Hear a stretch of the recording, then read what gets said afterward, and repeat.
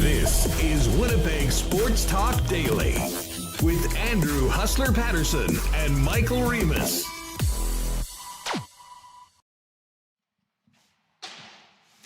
What is going on, everyone? Game number 1 of 82 tonight for your Winnipeg Jets here at the Calgary Saddledome, and we are live counting down to puck drop tonight on Winnipeg Sports Talk Daily. Andrew Paterson along with Michael Remis. Going to be a fun show today. We'll have my pal Pat Steinberg from Fan 960 in Calgary jump on with us and talk a little bit about both teams tonight, as well as the National Hockey League overall, going into night 2 of the regular season.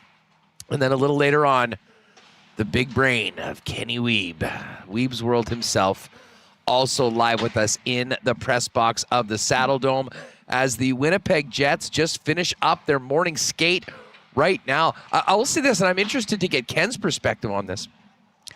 2 very different skates this morning between the Flames. The Flames didn't even look like they had half their guys out there, to be perfectly honest.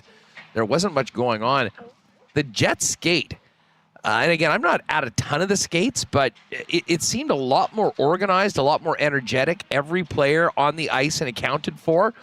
So we'll get Ken's reaction and kind of see what he thought about this morning. And obviously, I believe he's down in the dressing room talking to the players right away.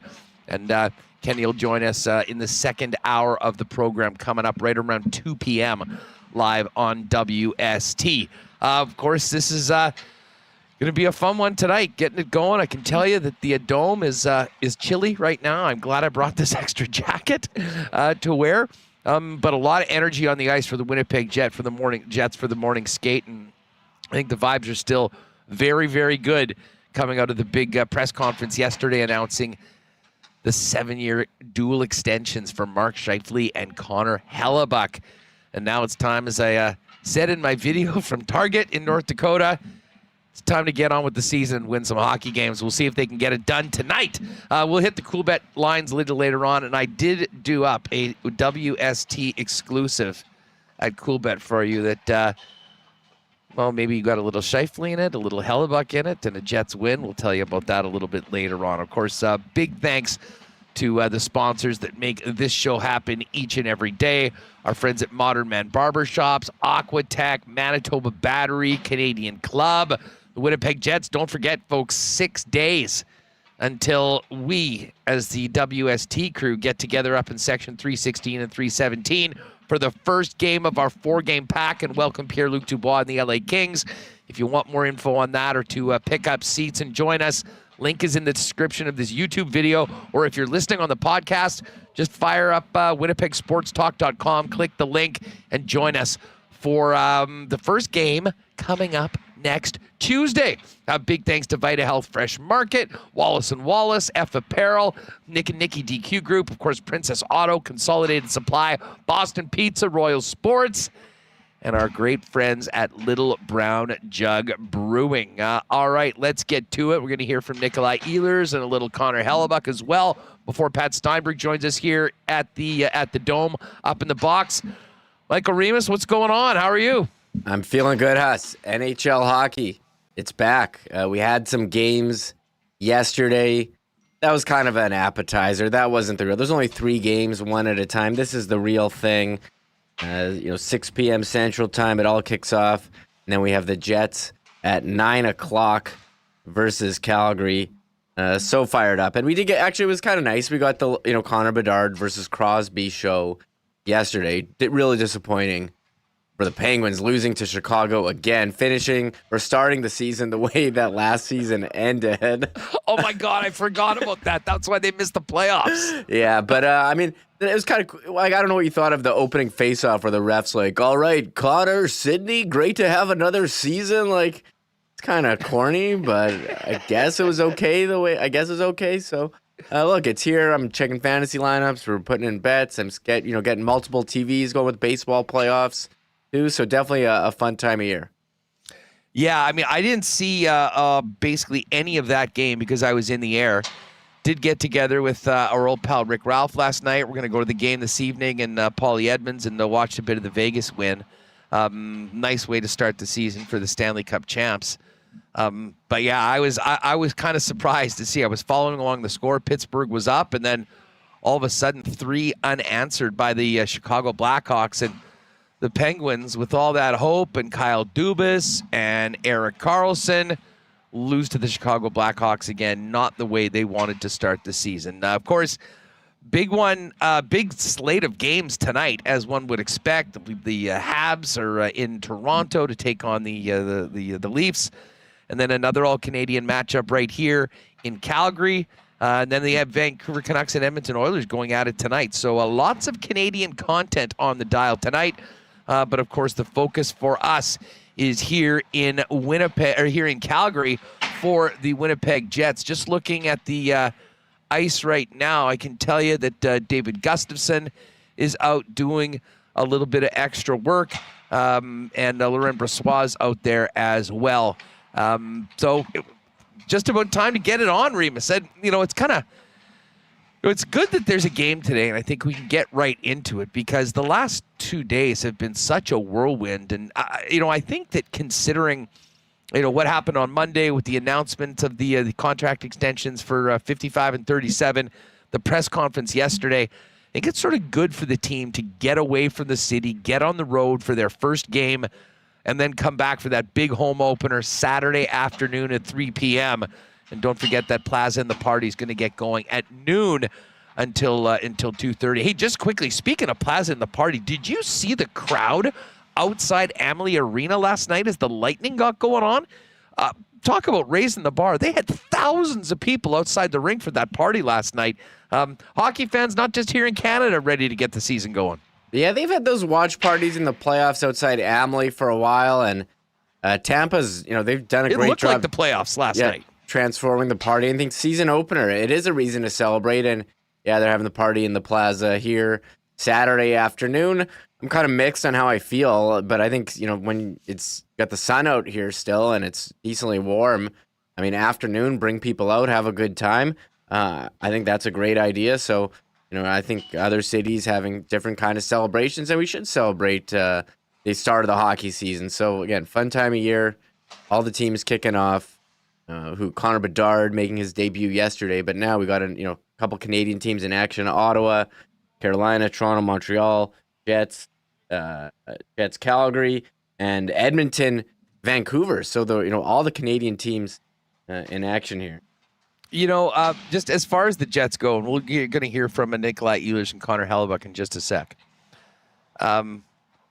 It was very interesting yesterday. I think we touched on this briefly to see how Winnipeg has become somewhat of the, they're not necessarily the analytical darlings, if you will, amongst the people that talk about it, but the models are loving the Winnipeg Jets.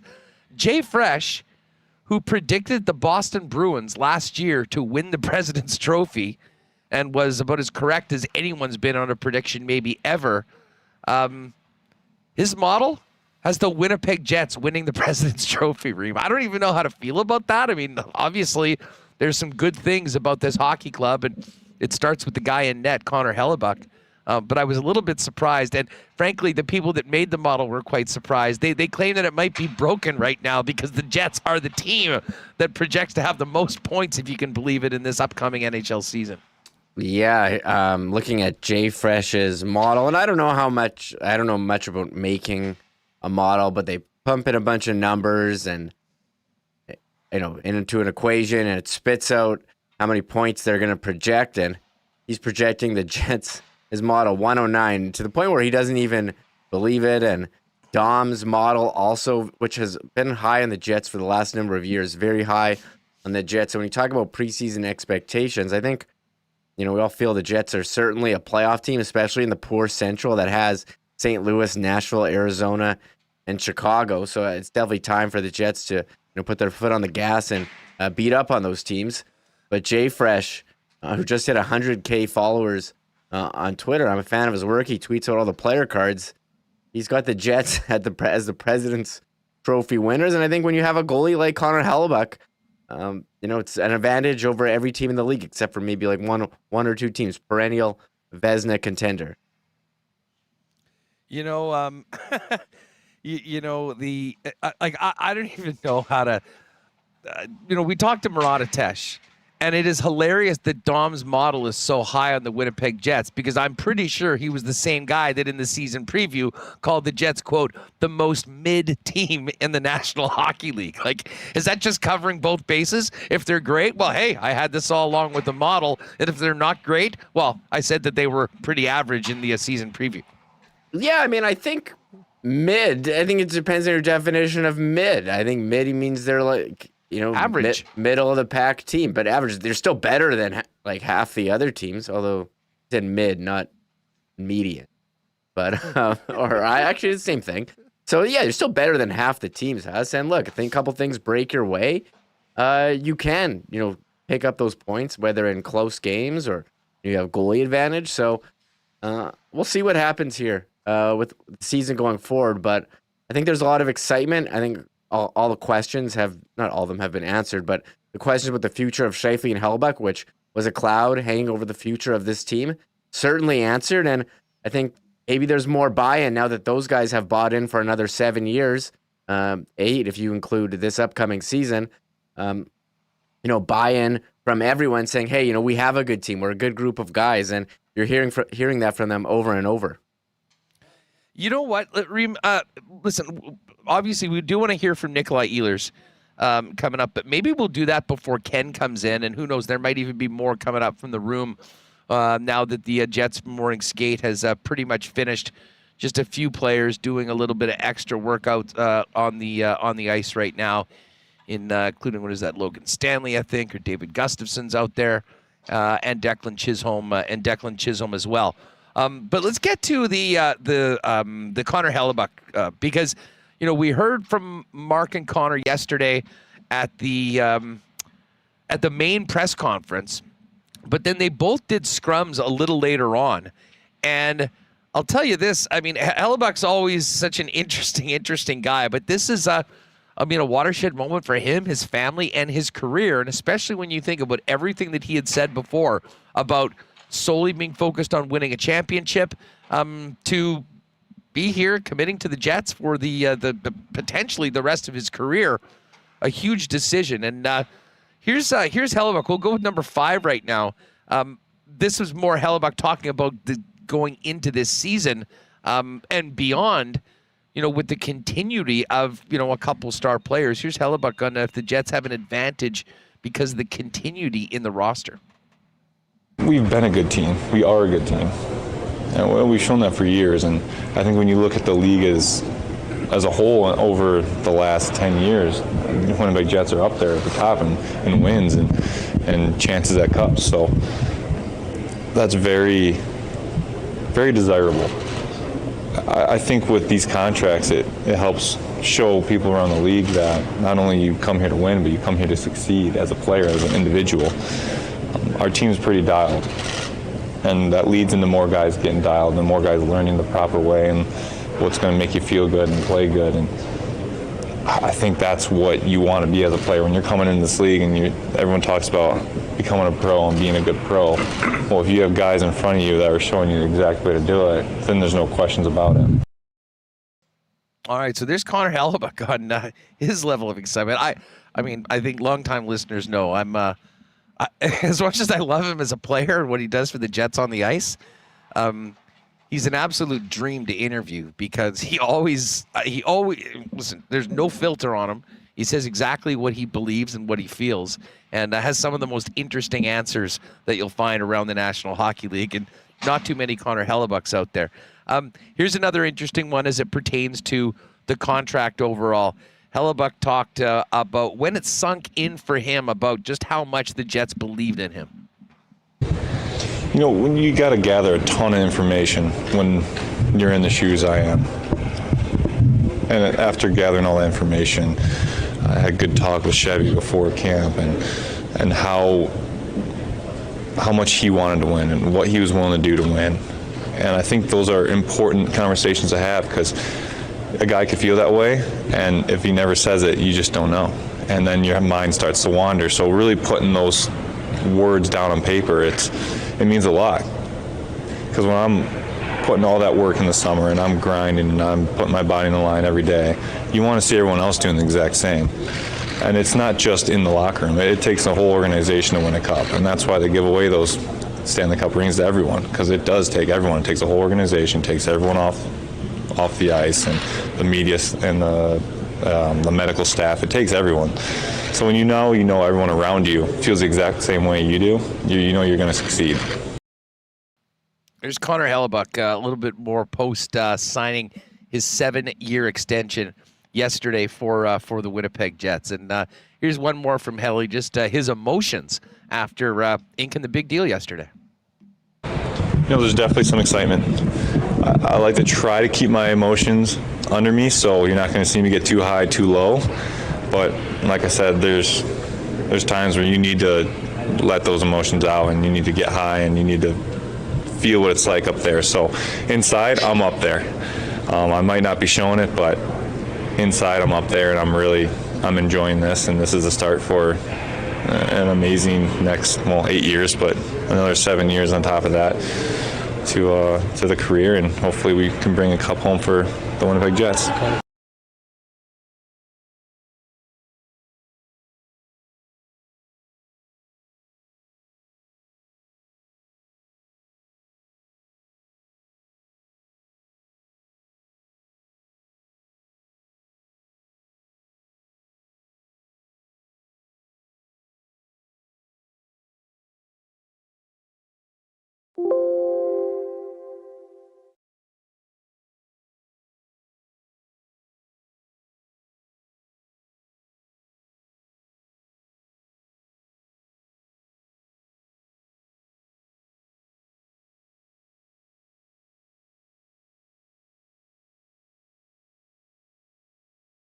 Definitely, has an effect on the team as well. There's one more from Helly, and here's on, I guess that's potentially taking a hometown discount, if you will, on, trying to help your team to win in a cap world. Yeah, and that's the tough game that we play, the business side of it, where do you really want to chase money or do you want to chase a cup? And, there's a lot of risks that go into playing a season and hitting the free market. You just never know what the cap's going to do. You never know what the needs are around the league. And that's where you just try to gather as much information as you can so you can make the best decision that you can. That being said, I think our contracts are good enough for us to keep a good team around us. That's probably a really good question to ask Chevy, and I encourage you to ask that, because that's going to be really projecting the future. And right now I'm kind of living in the moment and enjoying what we just did. Well, there you have it. I mean, the most quotable individual on the Winnipeg Jets, and he'll be dropping those quotes for 8 years, 7 beyond this one. And, of course, this one gets going tonight for your Winnipeg Jets. We're going to kind of break this all down, talk about both sides of the ice tonight with Pat Steinberg of Flames Radio and Sportsnet 960 The Fan coming up in a few minutes. And then we'll have Kenny Wiebe jump on with us as well after Pat comes on. Remo, let me ask you this, and I don't know whether I'm just still buzzing from your phone call while I was coming back from Minneapolis on Monday, but I was really, through the preseason, I didn't know what to expect from this club. And I guess, I don't know whether I should know anymore. I just have to, talking with everybody, and I'd be interested to get your thoughts as well as to where we are right now. Where you are right now on your expectations. Has it changed at all just with the way that this team seem to come together? And, of course, what I think a lot of people thought was the biggest story of this entire season being what is going to happen to the two of the most important players on the club being completely erased. Yeah, I think my expectations for this season, pretty unchanged. I think I think they're going to have a good chance of finishing similar to last year. But as far as the future, completely changed. I think the future was completely unknown. Yeah, you can say, get rid of Hellebuyck, get rid of Scheifele, but who are you going to replace them with, and how are you going to compete if you're trying to? They say they're trying to ice a competitive team. How are you going to replace Mark Scheifele's 40 goals? They're not. They have such a hard time signing free agents. You'd have to, make a trade for that kind of player, or they don't have one waiting in the wings to directly replace them. So they kind of needed those guys, and I think they needed each other. Those guys needed the Jets to offer them these huge contracts, because I'm sure they could have got it from someone, but do you really want to wait and see what's behind door number 2, or are you going to take the sure thing right now? We saw what happened with John Klingberg. Do you want to end up like John Klingberg, where he declined 7x7 from the Stars and then fires his agent and takes like a 1-year deal? Do you want to end up like that? And the answer is no. So look, if someone says, hey, here's $8.5 million for 7 years, you say yes. You don't, because how much more could they have really gotten? And I think they're comfortable with the situations here. They like Winnipeg. They like their teammates. I think it was almost, I don't want to say it's no-brainer, but I think it turned out to be an easy yes. And I'm sure was probably some convincing by the Jet side saying, hey, we want you here. We're going to build a winner here. We've got these guys coming. I don't know what they have down the road in terms of addressing the defense, which we've been talking about for a year and a half. But we'll have to see what happens. But I thought it was great that they committed to each other for another 7. Yeah, and listen, I think that it means more in Winnipeg than it does in a lot of other markets. Although, and we're going to talk to Pat right away, they're going through a similar situation right now with the future of Elias Lindholm. And that isn't, there's no clarity on where that's going to go. And I guarantee that's going to be a big story for the player, for the team, until something happens one way or the other. So, it's big for the team right now in the present. It also is a big statement. To the rest of the league that, yeah, guys do like playing here. The team has been successful in keeping guys here. And, yeah, people get freaked out about the winters and whatnot. I get it. As long as no trade and no move clauses are rampant in the National Hockey League, Winnipeg is going to have a very difficult time trading for players, never mind signing them as free agents. So drafting, as they did with Hellebuyck and Scheifele, developing them as they did with both, and extending them, really is in a lot of ways the best path forward, I think, for the Winnipeg Jets. And, obviously this is going to be, we'll always remember the start of this season for, what happened on Thanksgiving Monday. And now we'll see how it all shakes out. But, listen, these are long contracts. Who knows how things will go from year to year and how they will end up. But right now, I don't think there's any question that the Winnipeg Jets are in a much, much better place after signing those deals. And I can tell you there was a lot of energy on the ice for the morning skate. It was a longer morning skate than normal. There was a lot of chatter. Hellebuyck in particular. He's fighting all of his teammates in practice, not wanting to let anything in. And it seems like they're ready to go tonight after sort of a meh preseason, although really this is the first time we're going to see this entire team together at once with Nikolaj Ehlers in. And Pat Steinberg is going to jump on with us in just a second. And we'll hear from Nikolaj maybe a little bit just before we bring in Wiebe coming up. All right, listen, before we bring in Pat, do want to give a shout out to our friends at Modern Man Barber Shops, now with 8 locations in Winnipeg, including their newest locations on either Pembina Highway or Plessis Road. Fellas, Modern Man Barber Shops got you covered with pretty much everything you could need. Haircuts, beard shaping, shaves, color services, and more.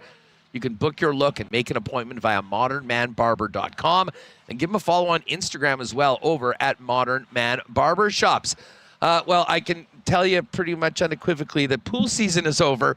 back in the peg. If you are thinking about a pool for next year, though, talk to the experts at Aquatech. What you might not have known, though, is whole home renovations start with Aquatech as well. With thousands of renos as their foundation, Aquatech can upgrade any space in your home. If you're ready to enhance your kitchen, your bathroom, or even add a man cave to your home, visit aqua-tech.ca to learn more about whole home renovations, including financing options. Some clarity with Scheifele and Connor Hellebuck as the batteries of this Winnipeg Jets team. Well, we know that our friends at Manitoba Battery have been powering Manitobans through another great summer with the batteries of all shapes and sizes for everything that you got into your summer fun. Now, though, it's time to get ready for winter. If you do need to test your battery to see how you're looking, of course, you can pop by 1026 Logan Avenue and do that with Donnie and his great staff there. Or get the best prices in town. Shop local and don't even leave your home. Manitoba Battery will deliver any purchase over $60 for free anywhere in the city of Winnipeg. And as I mentioned, beating the pants off the big box stores on price. Shopping local. There's only one spot if you need batteries, and that is Manitoba Battery. Give them a call, 783-8787. Order online at manitobabattery.com or pop by and see him at 1026 Logan Avenue. And hey, big cheers. I know there was probably some toasting of Jet fans on Monday night after Thanksgiving dinner with a little Canadian club. Of course, Canada's favorite Canadian whiskey, official spirit of WST, and of course the Winnipeg Blue Bombers. What a game on Friday night. But if you're getting ready for the opening weekend, pop by your local Manitoba liquor marts. Of course, one more Bomber game will you be able to enjoy all the great taste of Canadian Club throughout IG Field. And don't forget, pre-mixed CC and ginger cocktails in 473 milliliter cans available at your local Manitoba liquor marts. And of course, your local beer vendor as well. All right, let's welcome in, live in person. How many times did we do shows together? And I think this is the first time I've ever actually been with you on a microphone. Just pop in here, in Patty. person. Oh, do we have enough room? Oh, we've got it. We've got What's enough going room. on? We've got enough room. Look at this. We've got a nice little background here as well. Oh, look at that. Let me just see if we can get Yeah, Pat in the pick a look little at bit that. more. What's going on? It's Pat good to see Steinberg, us, yeah. Fan 960. How we doing? Well, we're doing well. I got to tell you, there's a great vibe around the Winnipeg Jets after the last few days. There is. I bet there is. That. Okay, be honest. When did you have any inkling that was coming? Absolutely none. Absolutely none. I mean, I knew that. Well, let's backtrack to the summer. I mean, all we had been told by people in the know, and listen, I don't doubt that at that time that was the situation. It was unlikely Hellebuck was re-signing. They were talking to other teams about trades. And, you know, I heard Elliot Friedman speak yesterday. He said that, you know, there was, a bit of a disconnect at times over the last couple of years between Mark Scheifele and the Winnipeg Jets.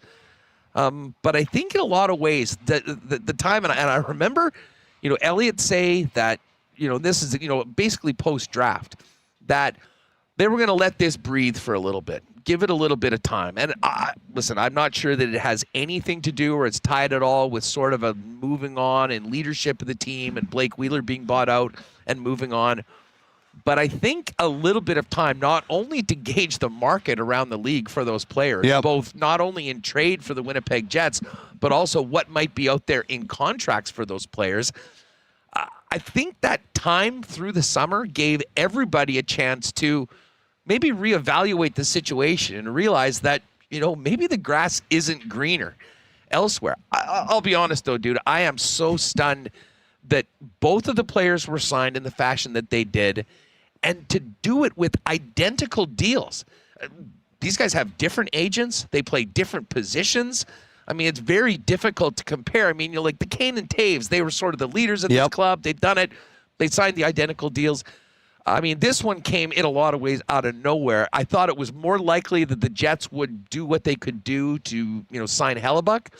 But, bringing Mark Scheifele back for those 7 years, I think with maybe a new attitude and atmosphere around the club, it's huge for a small Canadian market to get this done. Absolutely. Let me ask you this. In Calgary here, because, I think we can make some comparisons between Calgary, Ottawa, Winnipeg, smaller Edmonton, Canadian markets yep. that have a tough time. Edmonton, a bit of a different situation. Yeah, though, they've got those two guys, which people want to play there with them for sure. Exactly. For sure, And that changes it. But normally, that's the case. Unless in Vancouver and Toronto, Montreal, kind of bigger markets, maybe they have a little bit of an easier time doing it. But from your perspective, like, what was your reaction, first of all, when you got the news? Number one, nobody had it. Like, it's not like we had, hearing this is happening, Frank and Elliot and Dreger. Like, nobody had it. So you have that, and then all of a sudden I just get an email forwarded to me from Sportsnet, and it's, there you go. The Jets have signed both of them to 7-year deals at 8. Like, nobody saw it coming. So that would be number one. And then number two, the first thing that I thought of was, I wonder if something similar happens with the Flames in their situation, because they've got two players in particular, in Elias Lindholm and Noah Hannafin, who are really huge parts of this team's core, big parts of this team's future if they end up signing, and really huge trade chips if they don't. And we've kind of been in a similar limbo situation here in Calgary with those players. There are others, but in terms of importance, those would kind of be the two that would be comparable to Scheifele and Hellebuyck. So I just thought to myself, I wonder if at some point we get news about, you know what? Elias Lindholm has signed 8 times 8.5, 8 times 9, 7 times whatever, something like that. Now, it's not going to happen in time for the start of the season, but if it does happen, I just wonder if it's kind of similar in that there's no real indications it's coming. There's no real knocks on the door. I wonder if it happens in a similar fashion. And the other thing that I thought of, and a lot of people in this market thought of, is, okay, Scheifele just signed for 7 at 8.5. He is 1 year older than Lindholm. He was the draft before Elias Lindholm. Right now. Yeah, Scheifele was 2011. Was that the draft? 2011. Yeah. Okay, and so Lindholm was 2013. So 2 years between them. Is Lindholm a significantly better player than Scheifele? Like, does he need to be? Horvat's at 8.5. Dubois at 8.5, and now Scheifele's at 8.5. That kind of helps Calgary in their leverage, because I would put Lindholm right in that mix. I don't think he is markedly better than any of those three guys. So at 8.5 on an 8-year deal, if you want to make it a little bit more to go 8 years, so it's like 8.75, I guess I can understand that. But I thought it might help Calgary in terms of their leverage in getting a deal done with Lindholm. Well, I thought of that as well, and I mean, listen, all summer long, we've talked about 2 potential trade bait centers, on the market. I mean, those are the guys we were talking about, Mark Scheifele and Elias Lindholm. And I think, listen, I'll give the nod to Lindholm because I think, in both ends, he's a more complete player. I mean, Mark is incredible offensively. He does have some defensive shortcomings that I'm sure the coaches in the organization hope that they might be able to get a little bit more out of him there now that the contract is signed. It's about going and helping your team and winning hockey games right now. I mean, there's no more business to be done. The business is going to take place on the ice. Mm-hmm. And, we were talking about, in Boston, of course, was the team that everyone had been mentioning or linking both of those players to because of the fact that they just lost Bergeron and they just lost Krejci. I mean, I think that Lindholm, the style of player, probably fit better in with Boston. But again, number one centers are hard to find. And this is something that we've talked quite about, on the program when, at times, I mean, the season ended poorly for Mark in the last 2 years. Yes. Which I think is why this was maybe so surprising. I think it was more likely for Hellebuyck. But as we've said, I think there was probably some soul searching, probably some real hard conversations that ended up being great conversations because of what they ended to as far as what they were looking for, what they expected, and what they will be expecting when you commit to a player like that. Lindholm, now here in Calgary, being the number one center, similar to Mark, like you can say, okay, we're going to go and trade for a few pieces. What the hell happens to your top line in your number one center position if Mark Scheifele's gone in Winnipeg and with Elias Lindholm? And certainly it gives them some bargaining power, but it also makes it probably that much more difficult to make a deal. And listen, the Calgary Flames have high hopes, and we'll kind of get into that in a minute with, the changeover in management. This is a team that's just a year removed from being one of the top teams in the West and obviously had a very, very disappointing season last year.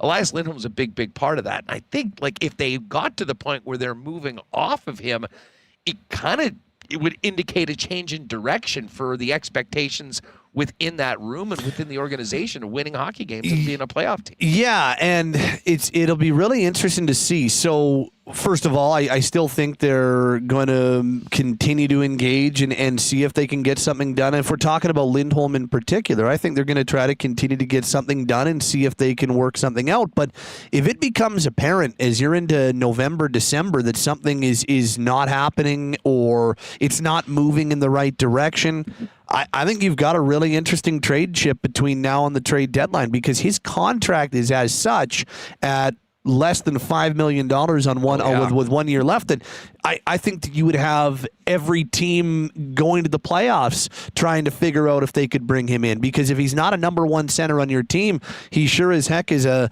really good number two center that is going to be able to give you a lot of two-way minutes. He's a Selke Trophy guy every year in that conversation. So, I think they've got some options, and I understand them wanting to try to get him signed, because this organization, you've since the Jets have come back for the last 10 plus years, they have not had the search for a number one center like the Flames have had for the last 25 years since they traded Joe Nieuwendyk. They haven't had that guy, and Lindholm is the best guy they've had in those 2.5 decades to be a number one center. So I think organizationally they say to themselves, geez, like you were saying, if we trade Elias, do we have a chance at winning the trade?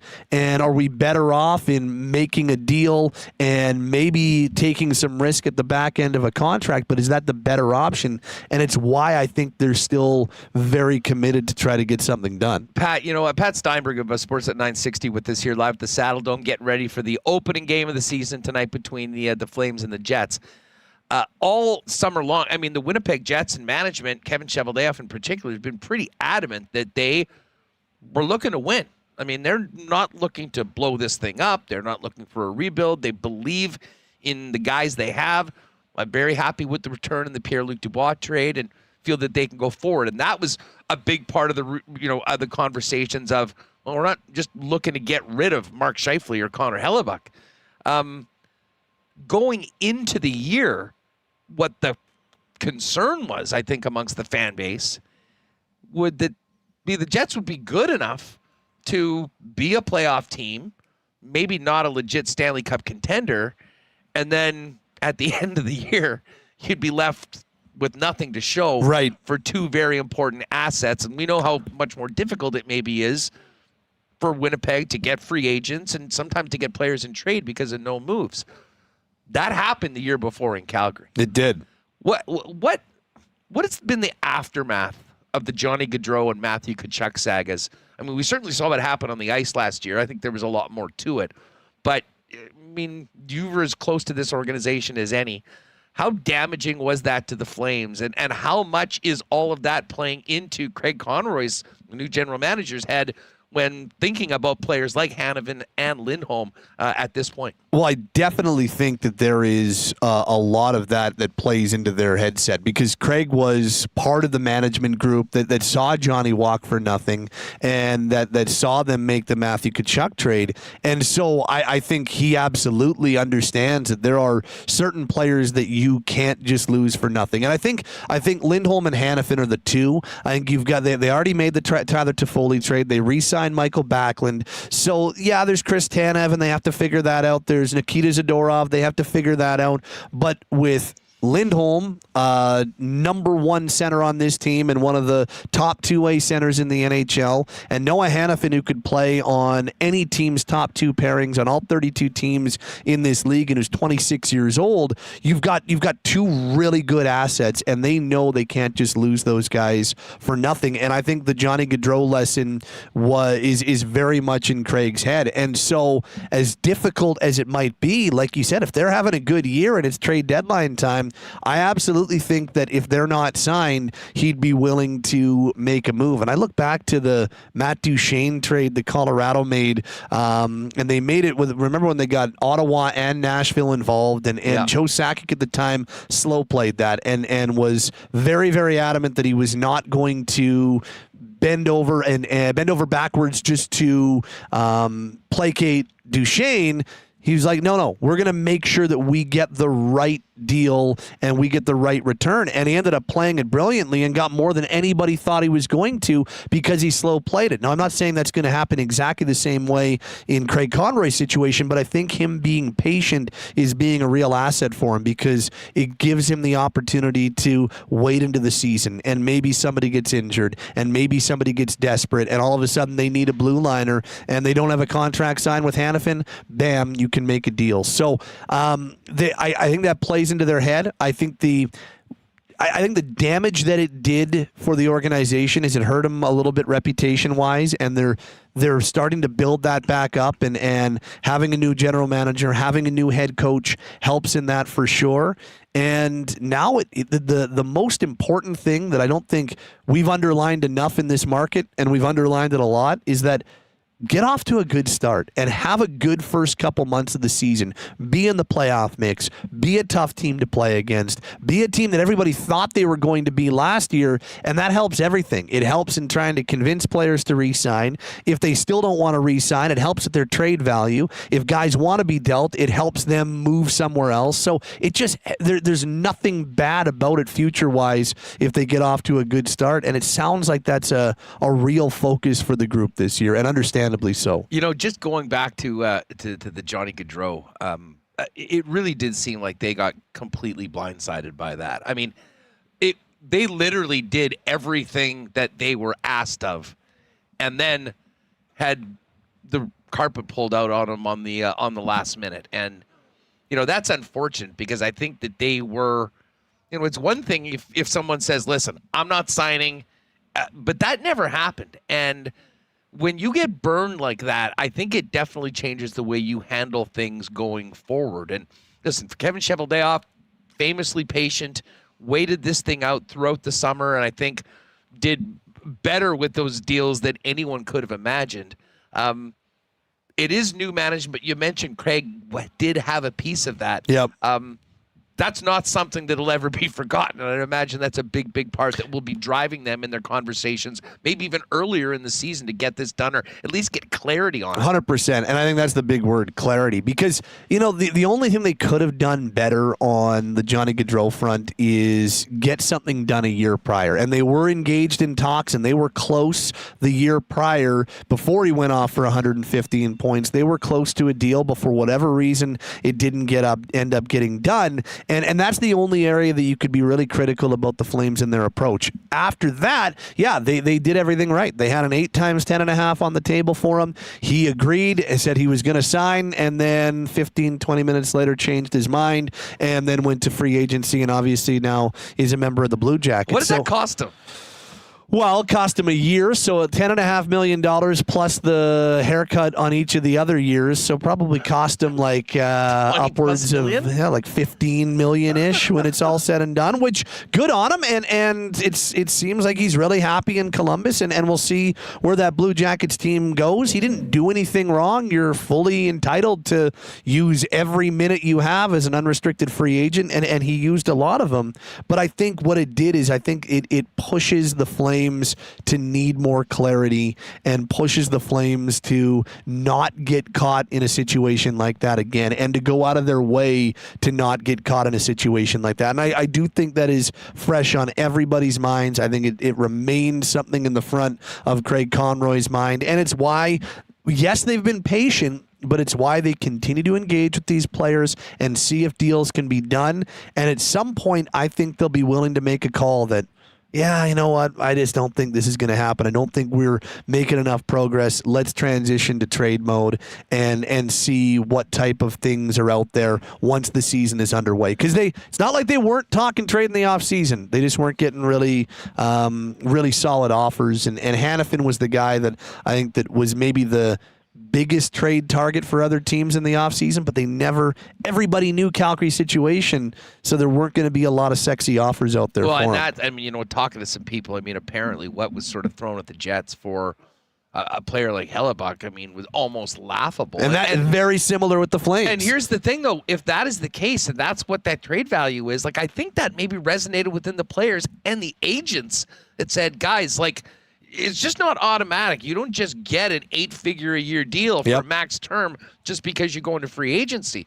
And especially if you look ahead to the free agents class of next season, we'll see how many guys get signed, and we've got a couple guys that have been taken off the board already. But, there's not a lot of guarantees except when you put your name on the dotted line. This was, obviously for us in Winnipeg, Hellebuck, Scheifele, where the team is going was the number one topic all season long. And the Jets now drop the puck with players in that room knowing that two of their most important guys have committed their long term. I think that there's so many tangible benefits on and off the ice for it. How big of a story, will Lindholm and Hanover's situation be somewhat of a cloud for the Calgary Flames? And how big of a job is for the new coach and the new general manager to maybe have that not be the case and impact them, whether it be on the ice or, off? Yeah, I think that it's definitely something that at least on the outside is going to hang over the team until there is some clarity. And I think inside that room it's pretty okay. Like, I don't think it's a big thing. I think everybody understands the situation, and part of that is because there's no animosity. It's not a contentious thing. It's not like Hannafin's like, oh, I haven't been signed or been traded, I don't want to be here. None of these guys don't want to be here. It's just that they may not be looking to stay beyond their contract, and they may not be in a situation where they're prepared to commit long term. For a guy like Noah, he may want to play south of the border. He's an American guy, Northeast American guy, Boston guy, and I think there is a desire in some form for him to play south of the border, which isn't him not wanting to be here. It's not him hating Calgary. It's not him hating the oldest building in the NHL. It's just, hey, you know what? I might, when I become an unrestricted free agent, I might want to call my shot and play closer to home. And he is very, very within his rights to think that. And with Lindholm, I think it's a little bit different. I think it's more about what type of dollar figure and not in a like I'm holding out for every last single penny, but it's like, are they going to pay me what I feel I deserve and pay me like one of the top two-way centers in the NHL, or can I get something similar if I go to unrestricted free agency? They've got Tanev, they've got Zadorov, they've got those two to figure out as well. But I think that the clarity piece is really important, and I think if they don't get clarity at a certain time, they're willing to go another direction. But yeah, I think it's something that is going to hang over them. And I think it's something that we're going to be talking about off and on throughout the season. I just don't get the sense that it's a big deal inside that room, at least not right now. All of a sudden, if they're struggling and it's a rough start to the season, I can see that changing pretty quickly, however. We're kind of talking about the vibe with the Jets and how everything sort of changed or got a heck of a lot better on Monday. What's it been like around the Flames? I mean, is everyone in a much better mood because Daryl's not here anymore? I mean, it is a different vibe. And, Daryl Sutter's approach, Daryl Sutter's style of coaching is very successful. He is a two-time Stanley Cup winner. He'll go to the Hall of Fame, and deservedly so, but it got a little stale last year, and maybe got stale more quickly than the Flames anticipated it to. Obviously, because they signed him to an 8-year contract. Sorry, not an 8-year, a 2-year, $8 million contract. So it obviously got stale quicker than they were expecting it to. But it was a negative year last year. It was a miserable year last year, Huss. Like, it was awful being around the rink. The players weren't happy. It just was not the type of year that really allowed anything but a change. And it became very obvious at year-end meetings that they needed to make a change. And part of what the problem was last year is that there was a dark cloud hanging over the team. And so by making that change, that dark cloud has kind of dissipated. And then you bring in Craig Conroy as the GM, and then you bring in Ryan Huska as the head coach.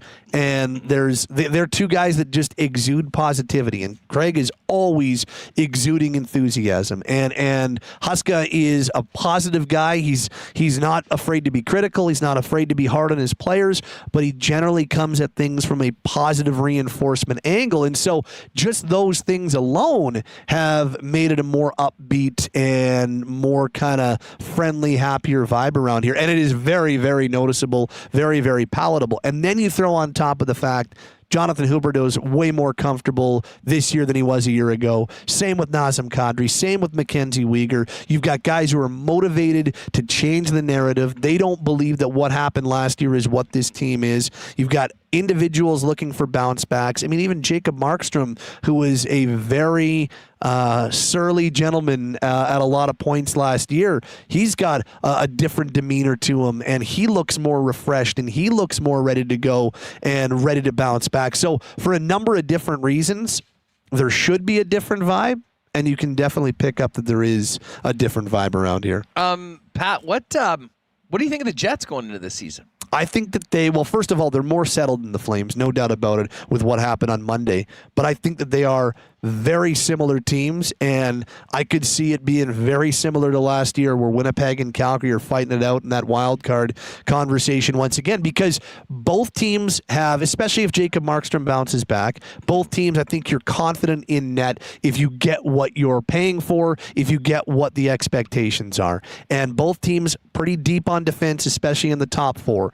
Both teams really like their top two pairings on defense, and they've got a decent amount of depth at forward, but neither team has that game breaker. Neither team has that guy who is going to take over a hockey game on one shift. And I know that lots of teams don't have that, but you take a look around the Western Conference, whether it's Edmonton or Colorado, it feels like Elias Pettersson's turning into that in Vancouver. And they don't have, neither of the teams have that elite game breaker, right? So I think Calgary and Winnipeg mirror each other a lot. And my biggest question is I think that you know that Winnipeg's going to be competitive, but are they going to score enough to be a higher end team? And that's the exact same question I have with the Flames. You know they'll be competitive, but do they have the offense to be a higher end team this year? I think Winnipeg's competitive. I think they should be at the very worst a bubble playoff team. And I look at them,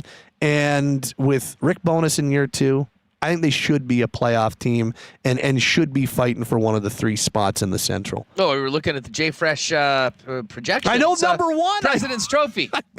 I was not expecting that. You know what? It's the analytics rub-off from the signing Scheifele and Hellebuck. He did nail Boston last year with the President's Trophy. He did. And, I mean, he didn't just nail it. I mean, they smashed records doing it. So, I'm all of a sudden a big proponent of the J-Fresh model of. I saw it and I was like, okay, all right, okay. Like he's got a very good hit rate, so I was like, okay, you've got my attention. Here's one thing, when you compare Winnipeg and Calgary, that I think plays into the Jets' favor more than the Flames. For a long time, the Jets were in the toughest neighborhood in the league in that Central Division. Yep, that's not the case anymore. But the Pacific seems to be incredibly competitive with some. Well, you got the Stanley Cup champs. You got 5. There's 5 teams, and then there's San Jose's going to be awful. Anaheim's going to be awful. So there's a couple of also rans. I mean, I guess Chicago's in the Central. So you've got there's some also rans in both divisions. But yeah, Seattle made the playoffs last year, won a round. Vancouver, everybody thinks is going to be better. I'm not convinced. Me neither. A lot of people seem to think Vancouver's going to be better. A lot of people convinced that Calgary's going to be better. And then you've got the heavies with Edmonton and Vegas. And I don't know. I guess I should buy Los Angeles more than I do. They've made the playoffs the last 2 years in triple digits. I just still don't buy their goaltending, and I still think that they're kind of a middle-of-the-road team, but they've been a playoff team the last 2 years too. So, yeah, you got 5 teams, 6 teams in this division that should be competitive. It feels like a tougher division once again. Hey, speaking of LA for a minute, I mean, you've been doing this for a long time here in Calgary. You're in the division. You see a lot of the Kings. Just a quick thought on the return the Jets got for Pierre-Luc Dubois and the guys that will be making their Jet debut tonight in Gabriel Velarde, Alex Iafallo, and Rasmus Kupari. Okay, so Iafallo's a lot of fun to watch. He just is he's just a straight up, straight lines player that you always know what you're going to get. He's got a really decent shot. I always enjoyed watching Iafallo. Velarde is maybe the most interesting one to me because you go back to his draft year. Gabe Velarde was supposed supposed to be one of the most talented players in that draft. He went a little bit later than perhaps he was supposed to, but he's really turned into a player, and they started to use him last year in Los Angeles as more of a scoring threat. They started to put him in more high leverage situations, and he started to turn into more of a high leverage player. I think he's the guy that I look for most, and he's the guy that I point to most and say, that's going to be the guy who pops the most for Jets fans. And Kupari's just a really solid kind of meat and potatoes. You know what you're going to get.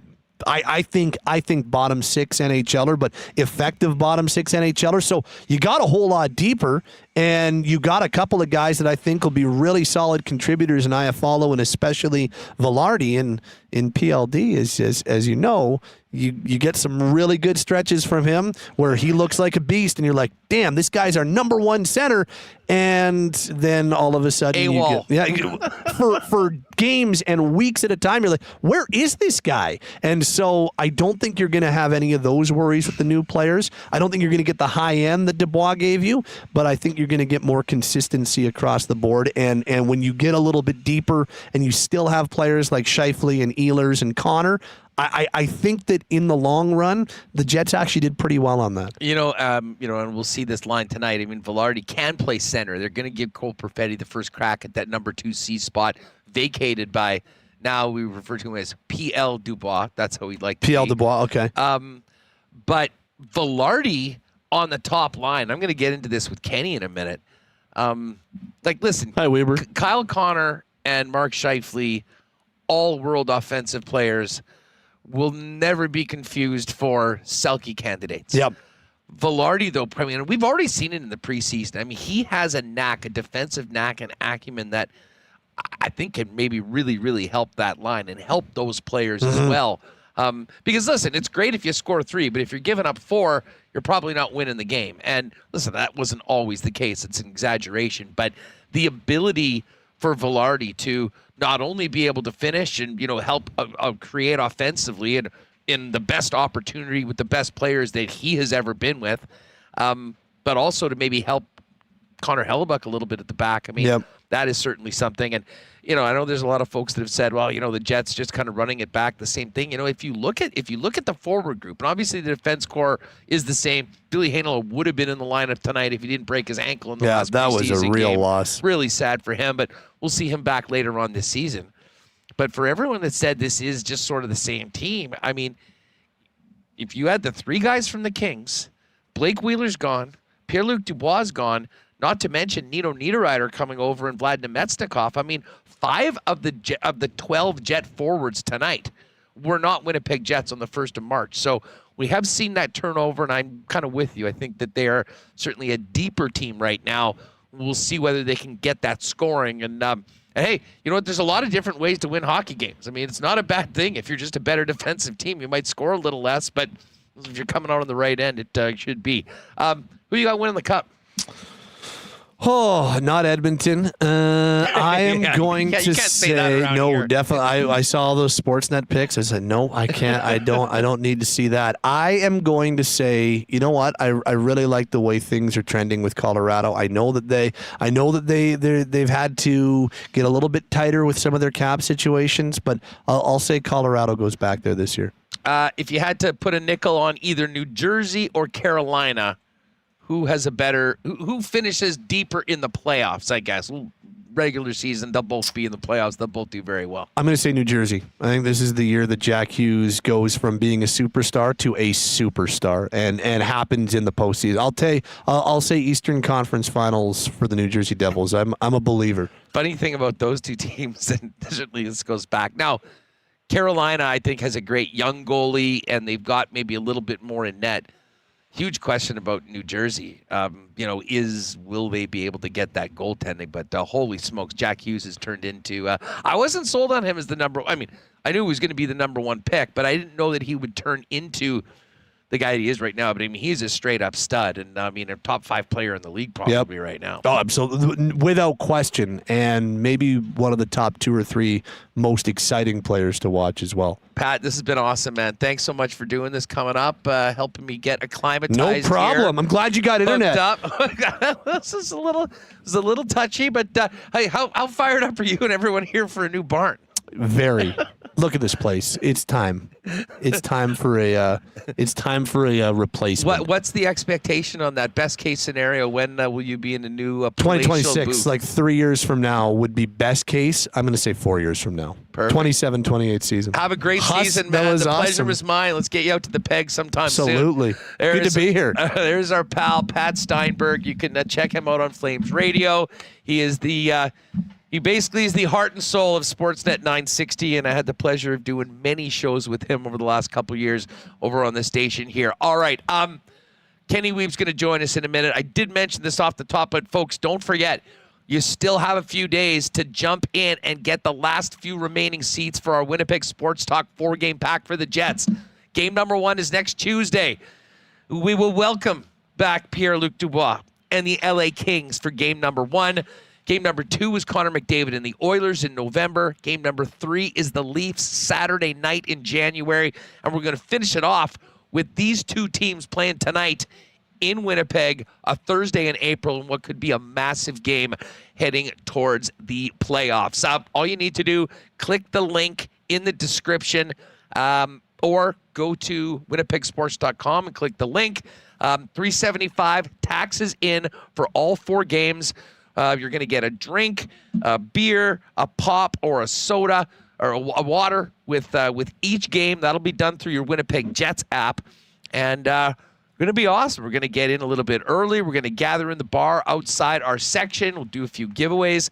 And most of all, have a great time and to get the WST crew together. So if you haven't already and you're thinking about it, don't wait any longer. Let's go. And we'll see you on Tuesday for game number 1 of our WST pack. Hey, our friends at Vita Health Fresh Market have great prices on natural and organic supplements, beauty products, groceries, and of course 6 locations, and online at myvita.ca with local delivery same day if you get your order in by 11 a.m. and a free gift when you place an order for $100 or more at myvita.ca.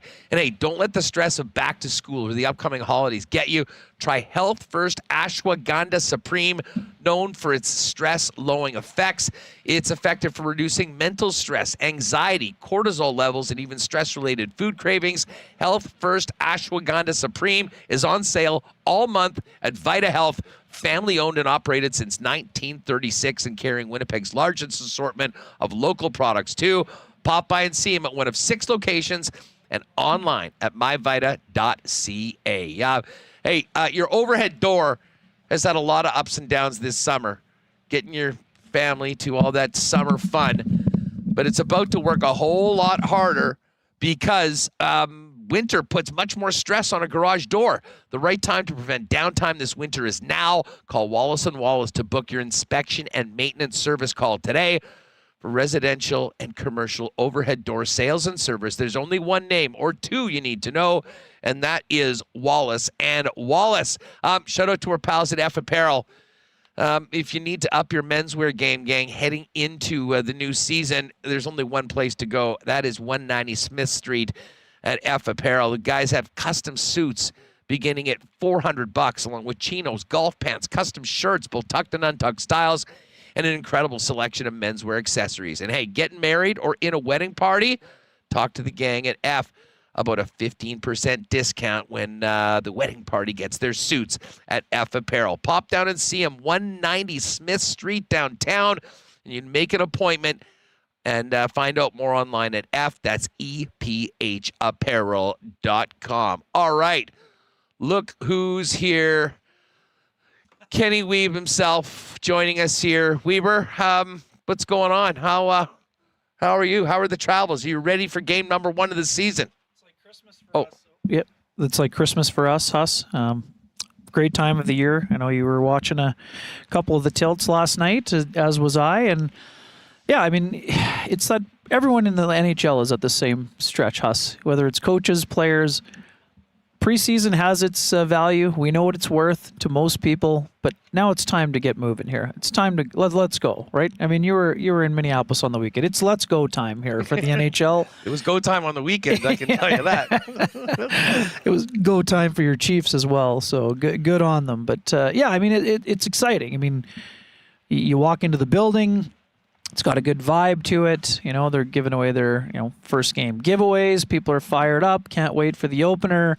Players are so eager to get going. And then there's a 16-minute ceremony, right? So, and, again, and not in all joking aside for ceremonies, there will be an emotional ceremony here inside the building. Of course, as they honor the Chris Snow family and Kelsey and the kids here this evening. So, that will be an emotional thing to observe here, Huss, this evening for sure. I believe the memorial service is also tomorrow. So, in terms of the hockey, it's a fun time of year. I think we're excited for everything to get going. I think the Jets players are excited. Nikolaj Ehlers is excited to be given the clearance, Huss, to be able to play. I know we've been discussing that the last few weeks. Where are things at? He gave himself the clearance. Well, he did. He did get to giving himself the clearance, yes. But he's eager to get going. His line mate, we spoke with Cole Perfetti this morning. He's eager to have his left winger extraordinaire riding shotgun with him and Anita Ryder. And yeah, I mean it'll be a fun time for that line, I think. Okay, listen, I want to get to that line and the season or expectations, but I mean there's no way we can start this conversation without talking about the last 48 hours. Yeah. Listen, you probably saw the video of me in the Target. Impressive. Hey, listen, the job never stops. The people that say you only eat at 7-Eleven, you showed them. You were in the produce aisle. It's impressive. I was only there because it was a better spot to record. It was the quietest spot in the building. Yeah, exactly. People are all looking for the Wonder Bars or whatchamacallit you can get in the States to come back, the brownie Snickers or whatever. It was a fortuitous timing for Remis to go. He was hyperventilating when he called me on the bus. No. I mean, that is among the biggest news that has happened since the Winnipeg Jets came back. I mean, first off, fill us in on your immediate reaction. I mean, look, we talked that there was a potential for Hellebuck. Yeah. I didn't hear a lot of talk about potentially Scheifele at the same way. But before we get into the significance of this, what have you learned about how this all went down? Yeah, it's certainly interesting, Huss. I mean, especially, and I know I mentioned last Friday that I thought that there were probably going to be some talks with Scheifele, but I was under no impression that it was imminent. And it's funny. Monday they'd be announcing it. A buddy of mine during Monday's practice sent me a text saying, hey, what do you think about signings? I'm like, nothing's imminent, man. Just stand down. and afterward he thought I was sending a smoke screen. I'm like, dude, no, I had no idea. And just like everybody else, this kind of dropped in the lap in the afternoon. And I was the last one at the rink. Most other people went home to write. And I'm like, well, what's happening here? I'm like, you got to get in your car. You got to hustle. You got calls to make. You're trying to get quotes. And honestly, it's a monumental moment for this franchise. And, is it Portage and Maine, WHA days? No. But outside of drafting Dale Hawerchuk first overall, it's tough to find a bigger moment in 2.0 franchise history. It really is. And I'm not one to exaggerate. Literally, these are two of the most important signings for the franchise in either 1.0, 2.0, WHA, any of it. Not just because of the amounts being invested. 8.5, $119 million for two players. Not just any two players, two marquee franchise pillars who were drafted and developed by this franchise at premier positions that are almost impossible to fill from the outside. Yeah. So outside, yes, Connor Hellebuck is an anomaly. So we know that. A fifth-round draft pick who becomes one of the best at his craft is very rare. But getting a number one center is very difficult. Look around. The Flames are trying to move heaven and earth like the Jets just did to get Elias Lindholm. We just talked about with Pat for to do the same thing. Minutes. And interesting similarities between these two teams and how different the situation is as we get ready to drop the puck after what happened on Monday and Tuesday. Wild. again, I understand the reactions, and this is not all rainbows and unicorns. No one is suggesting that it is, but there's always going to be risk attached to players signing contracts that kick in their age 31 year. Father Time is undefeated, but what we know are two things. Mark Scheifele takes care of his body. Yes, there have been some injuries, but they've been more freak injuries, Huss. He takes care of his body well. Yes, Connor Hellebuyck has carried a heavy workload, but that workload should be reduced as early as this year with Laurent Brossoit being here. Well, he's had a heavy workload, but he's never hurt. That's true. He has been an absolute workhorse. Touch wood. So people can say whatever they want, and I understand the discourse and whatever else, and that's not to say that there are not faults for players. But, I mean, the fact that these guys came together at the same time, and Connor Hellebuyck kind of revealing they had talked a lot about it in the summertime and used each other to bounce ideas off of is important. And, something you and I have talked about before off air, the whole Howard Chuck connection, and we talked about it recently about what it meant to Mark to see how Dale is revered by his former teammates. Being around those people leading into the ceremony last year, seeing the family there, all of those things, seeing how fans huddled around the statue last year when it was being unveiled. I mean, I think that really resonated with Mark, and people can say whatever they want. Oh, well, he wasn't going to get it on the open market and whatever else. This guy committed to one place, and I love the fact that yesterday I had a chance to talk with Mark Chipman privately during one of the scrums, and he said Mark is our Dale, and he's not saying Mark is immediately a Hall of Famer. What he is saying is that he's the 2.0 version, their first draft pick. And Mark told me yesterday, Chipman, he did not want to see Scheifele leave the way that Dale did. And I honestly, I don't know this for a fact, but I imagine that in one of the last conversations Mark, Scheifele, and Dale had, Dale made it clear to Mark that he wished he had spent his entire career with the Winnipeg Jets. And obviously that is something that would resonate with Mark, knowing the relationship that those two had had. Now, people can say that's just sentimentality, whatever else, only money talks. That's fine. You're entitled to your opinion. But the fact that two players at premier positions who are homegrown players are committed to the organization for what should make them lifetime Jets is something for the market to celebrate. And again, that's not to say there aren't potential landmines down the road. There are. But for right now, and the Jets already made it clear, and Kevin Cheveldayoff doubled down on this yesterday, they are in win-now mode. The fact that two of their most important free agents and two of their most important players have signed on the dotted line for 7 more years after this one, have no trade protection, and want to spend their careers in little old Winnipeg means something for the franchise. And there's other players like Adam Lowry, like Josh Morrissey, like Nikolaj Ehlers, like Kyle Connor. Depending on what happens with their next deals, they could also be lifetime Jets. And in a market that has had, if you want to call it trouble attracting free agent talent, go ahead. To have homegrown stars and legit stars be committed to the marketplace is a step forward for the franchise moving forward at a time when they need some wind in their sails. No doubt about it. Ken Wiebe, Winnipeg Free Press, here with us on Winnipeg Sports Talk. Live in Calgary Live in Calgary at the Dome in what looks like a FEMA tent behind us, as Michael Remis said. Listen, I'm so fascinated by how we got here, and not necessarily the last, what happened on the weekend. Yeah. I mean, listen, we know Elliot Friedman's the best in the biz.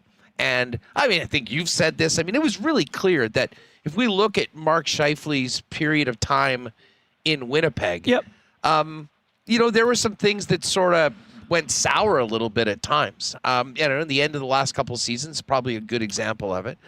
And I think, and Elliot himself, I mean, I think this is why this is so amazing that we're talking this today. I mean, he and Merrick did their big, long thing talking about all the players. And, as of, Monday morning, talking about saying, I think they're going to go in and make another run at Hellebuyck and potentially Scheifele. But there was, kind of a disconnect on both sides. I think the team needed to be convinced that it was the right thing to do. There's all the sentimentality things. Yes, that's great. But at a certain point, You want a guy that's buying in, that's Yep. happy to be there. And I think there were significant questions about that over the last couple of years. What do you think? And it was interesting. I remember Kevin Cheveldayoff kind of saying to the insiders, we're going to let this breathe a little bit. We're going to let this go through the summer.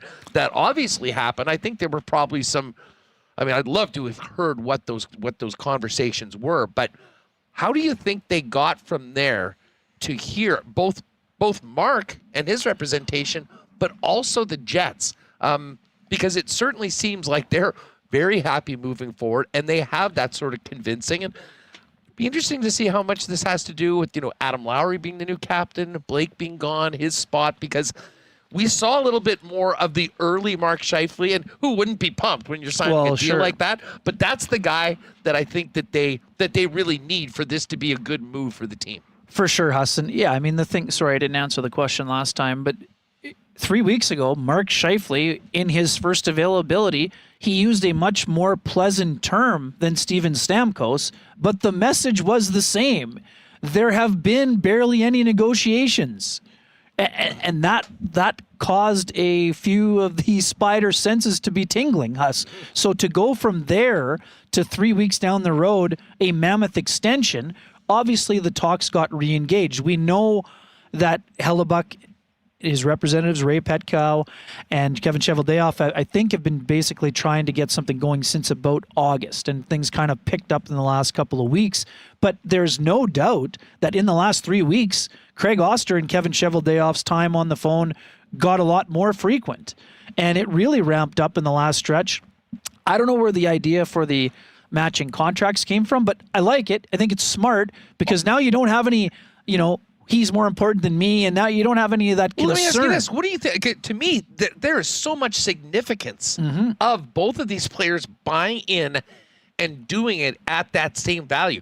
Different positions. For sure. Different players, different representation. Yep. I mean, that might have been the most stunning thing of all of it. You could have told me they got signed. I mean, well, but to do it together in that, I mean, that sends a great message to the fan base, to the rest of the team, to the rest of the league that guys want to stay there. I mean, to me, that might be the most significant part of all of it, other than the fact that you've got the guys signed for the duration. And I agree completely. And the fact that, I mean, like I said, it's natural to think that because the Hellebuyck conversations were happening earlier, was that they got to the number where Hellebuyck was comfortable at, and then maybe they went, and said, okay, this is what it's going to be. We're not going above this number.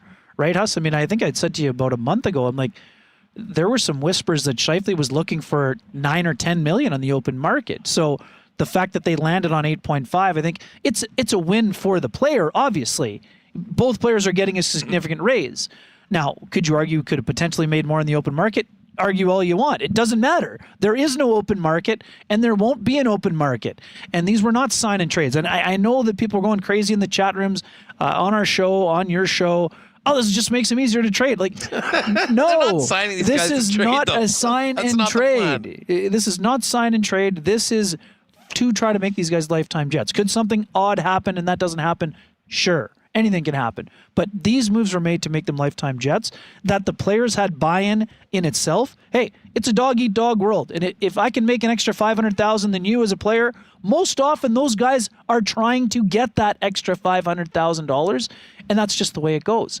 That these two guys came together and made it work for them shows a real commitment on both sides. And us, as I wrote in my column today, it's one thing to lock down Scheifele because you don't want the same thing to happen that happened to Dale. The one thing we know about the 1.0 Jets, they never had a Connor Hellebuyck. With all due respect to Bob Essenza, Nikolaj Ehlers, they never had an elite level goaltender that could push them over the top like a Grant Fuhr or anyone of that magnitude from those times. And both Mark Chipman and Kevin Cheveldayoff said to me, it almost didn't make sense to do one without the other. And that really made it resonate with me. And I think that must have been part of the pitch to the players.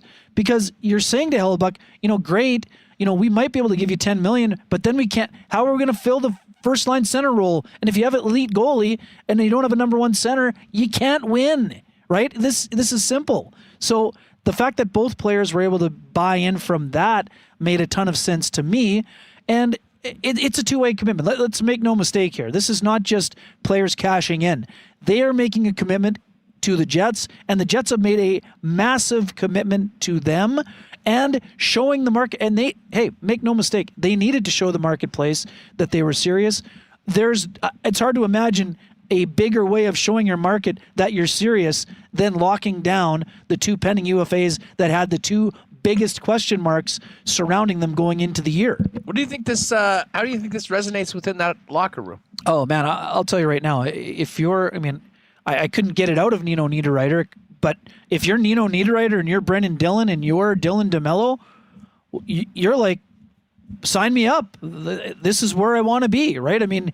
Of course, there's things you got to sort out in terms of making the money work in the term, but if you're a player in that room, the direction is crystal clear. It's not, there's a big question mark. Will Scheifele, will Hellebuck, will one, will the other, will both be on the team beyond March 8th? Now there's no question about that. And I think we're going to get some questions on Niederreiter and Dillon or DeMello answered pretty quickly because it's just part of the puzzle that they're building. Those guys are still important players, and I think that Kevin Cheveldayoff wants to build on the momentum that he has from this deal by trying to lock down at least one, if not two or more of those players as they move forward. Kenny, let's move on to tonight. First of all, I mentioned this at the start. I was looking forward to having you up here to ask you about this. That seemed almost like a practice this morning for the morning skate. Was that a little longer and more, I don't want to say intensive, but how would that compare to some of the average ones? And I guess it is game number one of the season. You got everyone together, but sometimes like the guys are just going out there and taking a twirl and out of here. That was certainly not the case for the Winnipeg Jets this morning. Well, and the Flames they had an optional. So just as like by way of comparison, it kind of seemed a little bit more of a higher intensity. There's nobody out there. Right. Yeah. So I think it has just because of the way the Jets had the illness rip through, they had the 2-day bonding, they had the mayhem of the contract. So they've had a lot going on. So I just think that it was probably one of those things for Rick Bowness where he just wanted to kind of get the tempo up early. There was a lot of special teams work at the end. And the other part that people at home don't think about, the players will do their normal warm-up at 7:30 today or at 7:30 local, but the puck drop is going to be at 8:16. So you're going to have a wide window where... Get a nap in, fans. Well, it's 9:16 back right, in the exactly. So what I mean is, and it's funny, Ryan Huska said it in his availability, you have to control your emotions because if you're getting all fired up when, the Flames will be flying out and everything's going to be going off in the announcements, if you are at peak efficiency at 9:00 p.m. Central Time, you still got 60. You don't want to go through the highest of the highs before the puck is even dropped. So I just think they wanted to kind of get a little bit of focus going on, and I think everyone on both sides will be ready. And this is sort of just veer off here. I had a great talk with Adam Lowry. This is just a massive night for Adam Lowry. Raised in Calgary, most of his development in Calgary. Bow Valley Minor Hockey Association, Calgary Buffaloes, all the teams that he played with, coming to the Dome as a kid with his dad, who was a captain of the Flames. His first regular season game as captain will be in his hometown. His mom and his sister will be here, a ton of buddies, and it's going to just be a special moment. And, again, this is not a free plug territory, but I'll be writing on that topic for Friday in the Winnipeg Free Press. It's just such a cool thing. And talking with Jason Jaffrey yesterday, I talked with Mark Lamb, his Swift Current coach. Dave Lowry called me in the afternoon before their game to talk about how special. Did Jaffrey know Adam as a kid? Well, they were in Swift Current together, and I think there was I don't know if there was overlap, but Adam works at some of Jason's camps and stuff. Sure. So, and he was his roommate. Two of the best St. guys John's. I've ever met in hockey, I'll tell you that much. They were roommates at St. John's in Adam's first year when Jason was the captain. So they have a great connection in that regard, and just to hear the pride in Jason's voice and being able to kind of show the way to someone who became a future NHL captain. The way that he was around. He talked about being around Mike Keane and Nolan Baumgartner and the great leaders he had been around. And he just kind of felt like that pay it forward. He was so proud to see that element of the pay it forward happen for someone. What's Jeff doing these days, by the way? He's scouting for the Dallas Stars amateur scouting. They got lots of busyness going on. Jackson's playing AAA hockey, I believe, in Red Deer. Kennedy's still playing some fall ball, so they're all doing awesome. It was a great chat with him yesterday, and even to just folks all around are so happy for Adam. I know we talked a ton about it when he got announced, and even Blake Wheeler was kind enough to provide a quote for the piece, Huss. So very complimentary. The past captain, passing the torch from New York. So it's a cool moment. I'm glad you brought that up. And listen, I'm here to look to the future and not dwell on the past. But I will say this: I think that while not a Sidney Crosby or a Connor McDavid type captain like some other teams have, I think Adam Lowry might be as important and impactful at bringing this team together for something that, frankly has been missing, hasn't been good enough for a number of years. And listen, everyone wishes Blake well in his new spot in New York, but like I've said all along, I mean, this team doesn't just throw millions of dollars around for nothing. They spent $5.5 million because they felt it was necessary to move on, to have a new leader. And I think that Adam Lowry being the guy in that room right now, along with Josh and with Mark, especially now with this new contract that he has, puts the team in a position to be as let's just say as cohesive a unit on and off the ice. And I think that's something the organization has desired for a long time. And he's going to have the C on his jersey tonight, but he's the C 24 hours a day for this club. And I think they're definitely going in the right direction.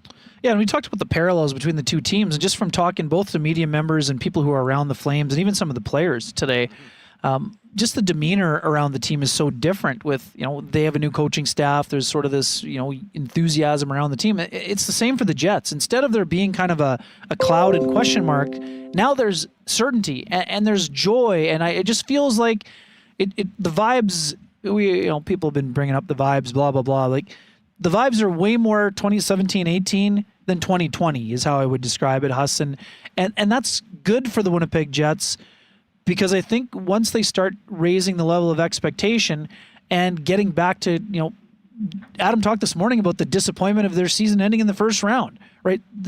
It's hard to make the playoffs, but this team's disappointed by how things ended last year, and they want to do something about it. And their chance to do something about it starts with a game against the Flames. But I agree. It just like Josh Morrissey said it yesterday, this news is a jolt of energy. So between the captaincy and the contract signing, there's a lot of positive. Again, everyone, I get it. It's opening night. Everyone's fired up. The Chicago Blackhawks are in first place. They're fired up. That's not going to last. But it feels like there has the ability to be a sustained run of enthusiasm around this group. Where that takes them, that is up to them to show. But I agree with you. I think that Adam is going to steward the ship to a very good place. Ken, we're dropping the puck tonight on the season. As far as the Jets go, any takes? A breakout player, a guy that you think's maybe destined for a career year? Anything that you'd like to put on the record right now? So, as you always like to say, check the receipts. Yeah, check the receipts. My receipts, I don't think it's necessarily a breakout player. There's lots of guys who I think could have their own personal breakout, but I really think that, and I think I said this last week, I see Mark Scheifele as being a 35 to 40 goal guy. Could be in the neighborhood of 90 points. And I really think for the Jets to get back to where they want to be, we're going to see something a lot closer to the Kyle Connor from 2 seasons ago. That, I know last year, I'm speaking of receipts, I called it for 50, a 50 burger for Kyle last year. Obviously that didn't turn out. I expect him to be, 45 plus this year, and, whatever the points are, the points are. And I also think it's a big year for Nikolaj Ehlers. Obviously he has to stay healthy, but this is a guy who had a great summer of training. Nobody more frustrated than him than with the inability to get into a game action. I think Nikolaj Ehlers is going to have a big year as well. Again, 30, mark him down for 30 pack, and then we'll see what happens from there. We're actually going to hear from Nikolaj Ehlers right away. my friend. Great to see you. Here's to another great season. Yes, indeed. Looking forward to KNR tonight, late night. KNR After Dark in game number 1. We got to say a quick shout out. I mean, I know you've seen the same things, but the pop-up show numbers were bananas. Like, for people to take the time either on Thanksgiving or in the days that followed, it just... Dinner was canceled, man. Dinner was canceled at that No, point. I still made it. Sorry. I still made it to everyone. dinner before the food was served. But yeah, thanks to everyone who was checking that out. And yeah, I mean, we're pumped for the year. I mean, I know you are too. I mean, it's a fun time of year. The show, everyone's jazzed. I know the sponsors are jazzed, the fans are jazzed, and it's just fun to be able to be talking about hockey again. It's really good. Well, really good time you know what? And listen, I think this, what has taken place over the off season, certainly, like, I don't think that you could have something that resonated more and got people more fired up and positive about the direction of the team than what's happened over the last couple of days. And as I said before, we've had all these questions about what do these players want and stuff. Guess what? They got the bag. They've signed the deal. Now play hockey. Now it's time to win some hockey games and to go out there and help their team win. So it all starts tonight, just after 9 p.m. in Winnipeg. So it'll be a late night. You can always get KNR in the morning. That's if you true. can't For stay your- up for your too morning late. walk. Yeah, that'll exactly. That'll be your morning spot over on YouTube, folks. You know where to find it. Give them a sub as well. Thanks for having me, Ben. Great to see you, buddy. We'll hopefully do this a few more times on the road this year. Love it. Can we? Winnipeg Free Press. You know where to find them, folks. And Kenny and Rennie after the game today. All right, we are going to hear from Nikolaj Ehlers, and I think maybe a little Bones as well. But listen, obviously Bombers on the bye week this week. And as much as the contract extensions of the season have sort of dominated the show, that Bomber game on Friday, I'm still on a bit of a high for it. Cannot wait. Of course, Bombers can officially clinch the West with a win against the Edmonton Elks coming up on the 21st, Saturday night. And that's a 6 o'clock start. You can finish up the game and then get in front of a TV and watch the Jets and Oilers, a little Winnipeg-Edmonton doubleheader that night. Of course, all our Bomber reports brought to you by Princess Auto, where you'll find the best deals on the most unique assortment of tools and equipment around. Everything you need to complete the projects on your list or start something new is at Princess Auto. Pop by and see them at one of 2 Winnipeg locations, Panet Road, Portage Avenue West. Shop online 24/7, 365 at princessauto.com. Got to shout out my guys, Spicy Joe and the rest of the gang down at Consolidated Supply. What a summer they've had. Of course, they are the leaders in irrigation systems, artificial turf, and golf carts and vehicles from Club Car is the exclusive dealer in Manitoba. They've also got other great options for your property, including hot tubs and amazing outdoor kitchens. And, of course, they are the leaders in small engine parts and repair. Pop by and see them, Consolidated Supply, at their showroom, open to the public, 1395 Niagara Road East, or find out more online at cte.ca. Pucks dropping tonight, folks. If you haven't already got your the latest addition to your Winnipeg Jet merch collection, you know where to do it. And that, of course, is Royal Sports at 750 Pembina Highway. Maybe you've been waiting to get a Connor Hellebuck or Mark Scheifele jersey. Well, you don't need to worry about that any longer. But maybe a 13 Gabriel Velarde, number 9 for Alex Iafallo, even a 15 for Rasmus Kapari. Of course, Royal can outfit you and get you set up with all of the jerseys and tons of exclusives that you won't find anywhere else. Not to mention National Football League, tons of Bomber gear, and the biggest and best hockey selection in town as Winnipeg's undisputed hockey superstore, family-owned for over 40 years. It's all at Royal Sports, 750 Pembina Highway. Give them a follow on Instagram at Royal Sports Pembina for the latest merchandise drops and sale information. And, hey, I know it's a little bit of a late game tonight, but tons of great hockey on. No better night to get out to your local Boston Pizza. Set up shop with the gang for a great night of hockey watching as the NHL is back. And when you're at BP, you'll see the game on the big screen with big sound. Not to mention ice-cold schooners, world-famous BP wings, gourmet pizzas, and the latest from the Boston Pizza feature menu. If you are staying at home, though, with the late game, order online and get BP delivered fast and delicious to your place at bostonpizza.com. All right. Reem, let's Now, we've got a little bit more from earlier today, and we can get to that. But Ken and I were just speaking about Nikolaj Ehlers, and definitely did want to get in some comments from Ehlers because, he had been. Well, when I woke up on Monday morning, my big concern was whether Ehlers was practicing and whether he'd be in the lineup for tonight. Obviously, that got sort of. That was a secondary question after the big announcement in the afternoon. But Nikolaj Ehlers is good to go tonight, and. Here's what Ehlers had to say about the last few days heading into the season opener of trying to get healthy. It's just been a lot of back and forth trying to figure out how to best deal with this thing and not make it blow up like it did in the beginning. Try to get it to settle down and make it feel good enough. So, yeah. How are you able to manage that? A lot of treatment. And try to stay as fit as possible to be ready to go. And I think that we've done that pretty well. So good enough for me to be ready to go. So there he is, big smile on Nikolaj Ehlers' face, getting ready to start off the season. On a line with Cole Perfetti, Ehlers talked a little bit about trying to build chemistry with Cole despite not being able to get out there in game action during the preseason. Well, I mean, I know we didn't play together last season, but we know each other pretty well off the ice and on the ice that will come. He's a really smart player. He's a great player. I've watched every single game, so I try to see what he does in certain situations, and I'm going to try and use that in practice and in game to create that chemistry. So we're figuring things out there. Yeah, I cannot wait to see how that line looks tonight right here at the Saddle Dome when the puck drops just probably 15 minutes or so after 9 p.m. with the first game of the season. Don't forget, home opener is Saturday, 3 p.m. Get your tickets if you haven't already, and that party in the plaza gets going on at noon. One more from, a couple more from Ehlers, actually. More on Cole Perfetti. Here is Nick on Cole in the middle this year and his move to center on his line. To play center in this league it's not an easy position to play. It's a lot of extra. I wouldn't say work, but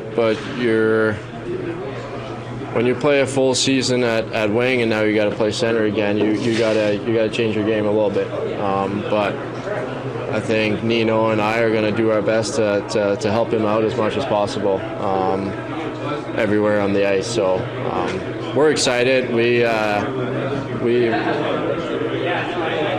feel good together, us three. So we're excited to get it going and obviously, they've gotten some games together, and we've as a line gotten some practices together, so we'll figure it out. 7, good to go tonight for the season opener here in Calgary. Nikolaj Ehlers and Cole Perfetti, along with Nino Niederreiter on the Jets' second line. One more from Ehlers. He talked about his expectations for the season. I think we got a fast-skating team that we're going to try and use as much as possible. That's our biggest strength. We skate well, and we got to use that in every single situation. So we're excited to finally get this season going. So there is Nikolaj Ehlers. Now, I guess Bones spoke after practice today. Hey, Reem? Yeah, Rick Bowness spoke as well. I'm just getting those clips in. Did I get them? Yeah, well, we'll start off with the first one, number 8. It is a bit strange, and I'll be honest, I didn't even know this until probably about, late last night. Looking at it, I was like, am I screwing up the time change? Is this a Winnipeg time? No, it's an 8 o'clock start here in Calgary, which is a 9 o'clock start. And, of course, season opener, the player introductions. And as Ken mentioned and Pat mentioned, there definitely will be a moment for Craig Snow and the Snow family, or Chris Snow, excuse me. The tragic news on the assistant GM of the Calgary Flames from the past few weeks. But here's what Bones had to say about getting his team ready for an 8 p.m. start tonight in Cowtown. The guys are veterans. They're prepared for that. They know it's an 8:00 start, and I think it's a wonderful gesture by the Flames organization with the ceremonial draw pick for the Snow family. I think that's all great, and I think the guys have to respect that, and you prepare yourself for that. That's all. It's not your typical day when it's an 8:00 game, but we've played enough of them over the years that it shouldn't be that big an adjustment. You talked about a lot in training camp about being aggressive and playing fast. What things do you look for in order to get to speed? The breakouts. We struggle when we don't get that puck moving north in a hurry. So that's the big part of moving, playing fast. It starts there, and then it's all your puck management going through the neutral zone. Just making the right decision and taking advantage of what the opposition is giving you, what's there, and not trying to force plays. So once you get going north and once you get the breakouts, just keep going and use our speed. And then when we lose it, use our speed to pressure the puck and get it back as quick as we can and counterattack. All right, so there's Bones on this 8 p.m. start. We just heard from Nikolaj Ehlers talking about Cole Perfetti moving back into the middle where he played the majority of his junior career. He's been on the wing almost exclusively since graduating to the National Hockey League. But tonight will be in the middle between Ehlers and Nino Niederreiter. Here is Bones on Perfetti getting the start at center. Just remember, there's a young man that hasn't played a lot of hockey in the last 3 years with COVID and the 2 years of back-to-back injuries, nor has he played center here, and nor has he had a game with his left winger, Nick Ehlers. So we have to keep the expectations under control a little bit and allow the kid to grow. Again, he hasn't played center. He hasn't played a lot of hockey in the last couple of years. We have full confidence that as the season goes on, he's just going to keep getting better and better. He's got a great hockey IQ. He's just got to get used to playing there. And we talked again, he's going to see the opposition's best lines. So face-offs are important for him. Being reliable defensively and his line mates, the whole line is going to be very, very important. But again, we're going to let him grow, and there's going to be some growing pains. There's no question. Again, it's his youth, it's his position, and the fact that he's missed a lot of hockey. But we love a lot of the things that he brings to the table, and now we just have to let him grow. All right, so there's Rick Bowness on Cole Perfetti's challenge, getting into the middle tonight for the Winnipeg Jets. One more from the head coach of the Winnipeg Jets. This is something that, Pat and I chopped up earlier today in the program with Pat Steinberg. Similarities between the Winnipeg Jets and the Calgary Flames. Here's what Bones had to say on that. Well, yeah, I mean, listen, we know how close the Flames came to making the playoffs last year, 2 points and 31 goal losses. So we know what we're up against tonight, and they've got a new coach and they've got a new atmosphere around the hockey club. And we know both teams want to get off to a good start. We both had disappointing ends to our season, and we're both trying to get off to a very positive start, and it starts tonight. So this should be one heck of a hockey game. The announcer is going to have an easy job tonight because it's going to be a good game. I'm going to put the pressure on you guys. Bones with a few laughs with the fellas, putting the pressure on the media and the announcers for the game tonight. It should be a good one. Looking for a great crowd here in Calgary, and lots of optimism, I'm sure, on both sides of the rink, with the Jets and the Flames starting it off on game number 1 of 82 games. Obviously disappointing that Ville Heinola won't be here with the club and won't be in the lineup. That's the one, I guess, player we expected to see heading into the final preseason game, but obviously with the unfortunate injury to Ville, he won't be a possibility for a couple of months at least, but hopefully he'll be watching somewhere in Finland, and the team will be ready for him when he comes back. Rio, do we have Lowry, or should I maybe get into the Coolbet lines and we can finish off with Lowry? Yeah, get into the lines here first, and I'll see what Lowry we can get. All right, perfect. So let's do it, folks. Big night in the National Hockey League. Well, I tell you what, just quickly before I do that, I'm going to give a shout out to our friends at Little Brown Jug, because when all you Jet fans get to the building on Saturday, if you have not been to one of the preseason games, you will be pleasantly surprised, because our favorite local beer, Little Brown Jug, is now a partner of the Winnipeg Jets and is available at Canada Life Centre. That's right, 1919 and generic lager available at the rink. Where to get it? Let me tell you. Listen, when you get to the rink, you're definitely going to want to do a lap of the concourse, particularly the North Concourse on the main level. You will not recognize it from what it was last year. Moxie's does not exist anymore. That entire area has been opened up. The what is now the Ticketmaster Lounge is expanded as well.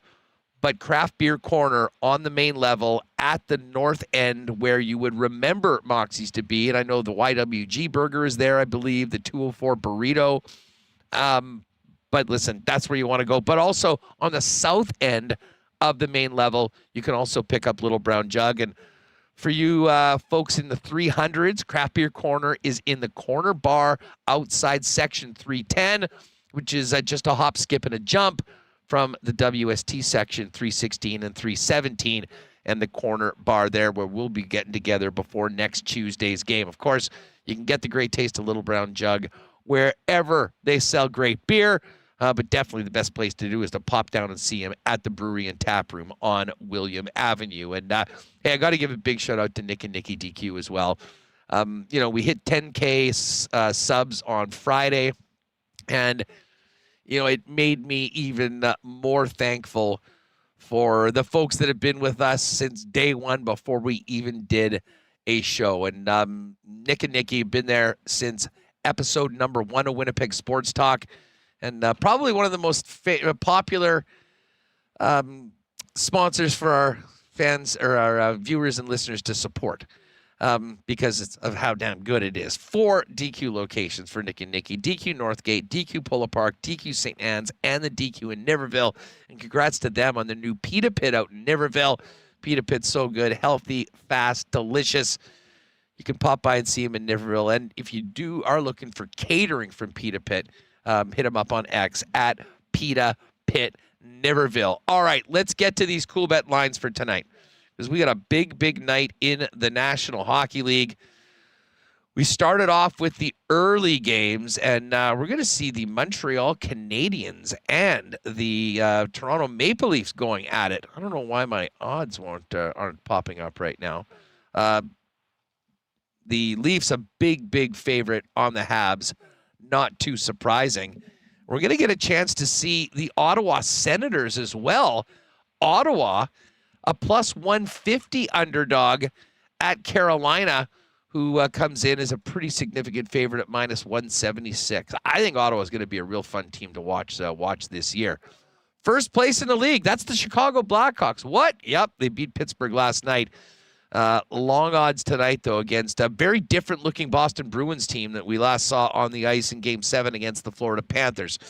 Blackhawks plus 255 underdogs. Bruins minus 312. As we continue, we get to the Jets and Flames. And the Jets right now, a slight road underdog, plus 111. Calgary, a minus 131 favorite. Over-under in this game is 6 p.m. I did put together a little WST exclusive, which we'll get to in a minute. Other games tonight include the Avalanche and Kings. Kings plus 110 home dogs. Avalanche minus 129. And the Edmonton Oilers and Vancouver Canucks as well tonight, starting right around the time that the Jets and Flames will be getting going on with another all-Canadian matchup. Vancouver plus 127 and the Edmonton Oilers minus 150. But let's get to our exclusives tonight. And all you need to do is head over, hit the exclusive section. And we do have a Winnipeg Sports Talk parlay tonight. Although it was here and now it's not there. Maybe it's under Lock Shop Partner Parlay. Let's see. I wanted to get the, well, listen, it may have gone down off the board, but it'll be back up there very soon. And listen, all the vibes about the signings. How about big performances by 55 and 37 tonight? We've got a Jets win on the money line, a Mark Scheifele goal, and Connor Hellebuck with 28 or more saves. I believe that one's locked in at plus 700. Check back at the exclusives over the course of the afternoon to get in on that if you want before game time. And, of course, tomorrow we do have an NFL game. The Kansas City Chiefs at home against the struggling Denver Broncos. Chiefs 10.5-point favorites. And, hey, also last call for all those props. I did hit the Jets at over 94.5 points. yesterday, and I think my favorite player prop was Josh Morrissey over points for the year. Believe the number was 56.5. So Josh Morrissey to get 57 or more points, jumped on that one as well. But they've got Kyle Connor, Mark Scheifele, and more goals, points, and then, of course, props. And, hey, if you're down with Jay Fresh and the Jets winning the President's Trophy, that number's dropped. That's 50-1. Jets 60-1 to win the Cup. But you can all get to that in the NHL Futures section as well over at Coolbet. And, of course, if you haven't already played at Coolbet, use the promo code WST. When you make your first deposit, we'll hook you up with a 100% bonus up to $200 over at Coolbet. Great stuff. How are you feeling about this game tonight, Reem? I don't know. It seems like the Jets always go into Calgary, and it's we think the Jets are playing well, and it's going to be a tough, tight checking game. So I think the Jets can certainly win. I was looking at DraftKings. Hellebuck was very cheap, so maybe you're eyeing him. Maybe he gets a contract bump. Huss, I see people in chat saying, what did you have, 28.5 saves? Seems like a pretty reasonable number. I'm not sure. I think I'll lean Jets here to win, but I mean the preseason wasn't exactly didn't have their A game in the preseason. You hope they can flip a switch. It's the regular season. They got the full lineup finally with Nikolaj Ehlers back, and we'll see how it goes. Tonight. What do you think about the Flames this year? I like the Flames. I like them for a bounce back season. Jacob Markstrom, very down year.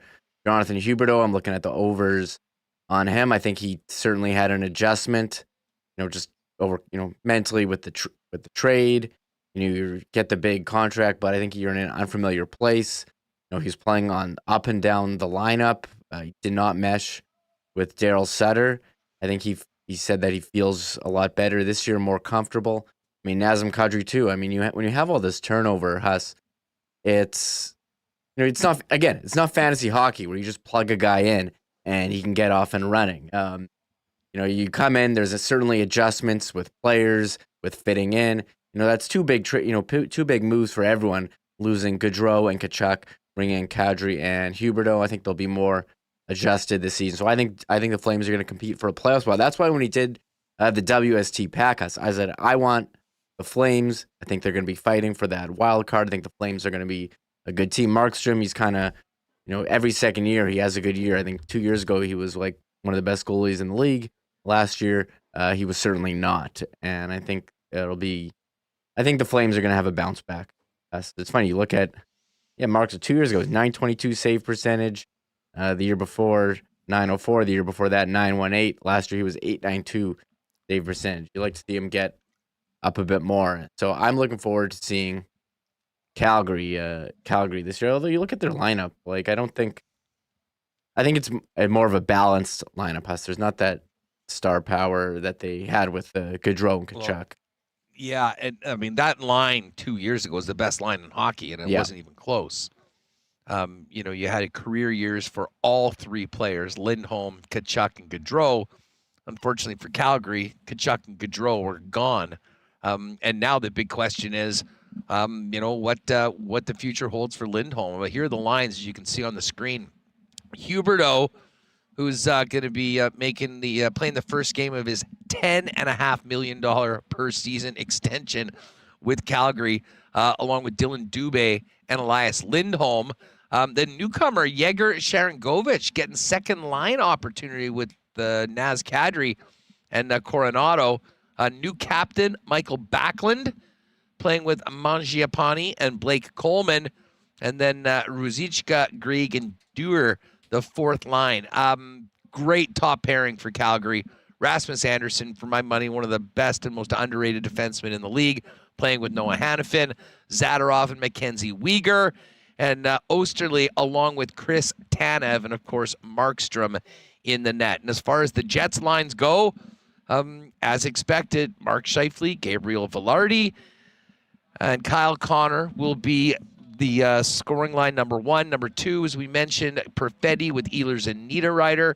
And Alex Iafallo makes his NHL Jets debut today, along with Adam Lowry and Mason Appleton, and another newcomer, Rasmus Kupari, with Morgan Barron and Vlad Nemetsnikov. Defense pairings, Morrissey DeMello, Sandberg Pionk, Dillon and Schmidt, and you know who's tending the net.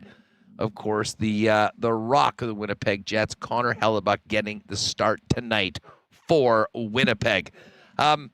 Just before we finish up, and we're not going to be able to go long today because there's a lot of stuff going on in this press box that I think I might need to evade, but would love to hear. Do we have any of Adam Lowry, or do we just want to play whatever he had, Reem, and we can listen to it? Yeah, Big day for Lowry, back in his hometown.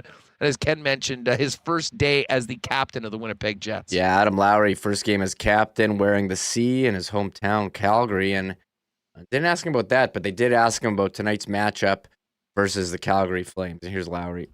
Yeah, I think there's a lot of excitement in both rooms. Long summers for both of us. I think you look at both teams, we weren't satisfied with how we finished last year. Calgary missed the playoffs. We were out in 5, so...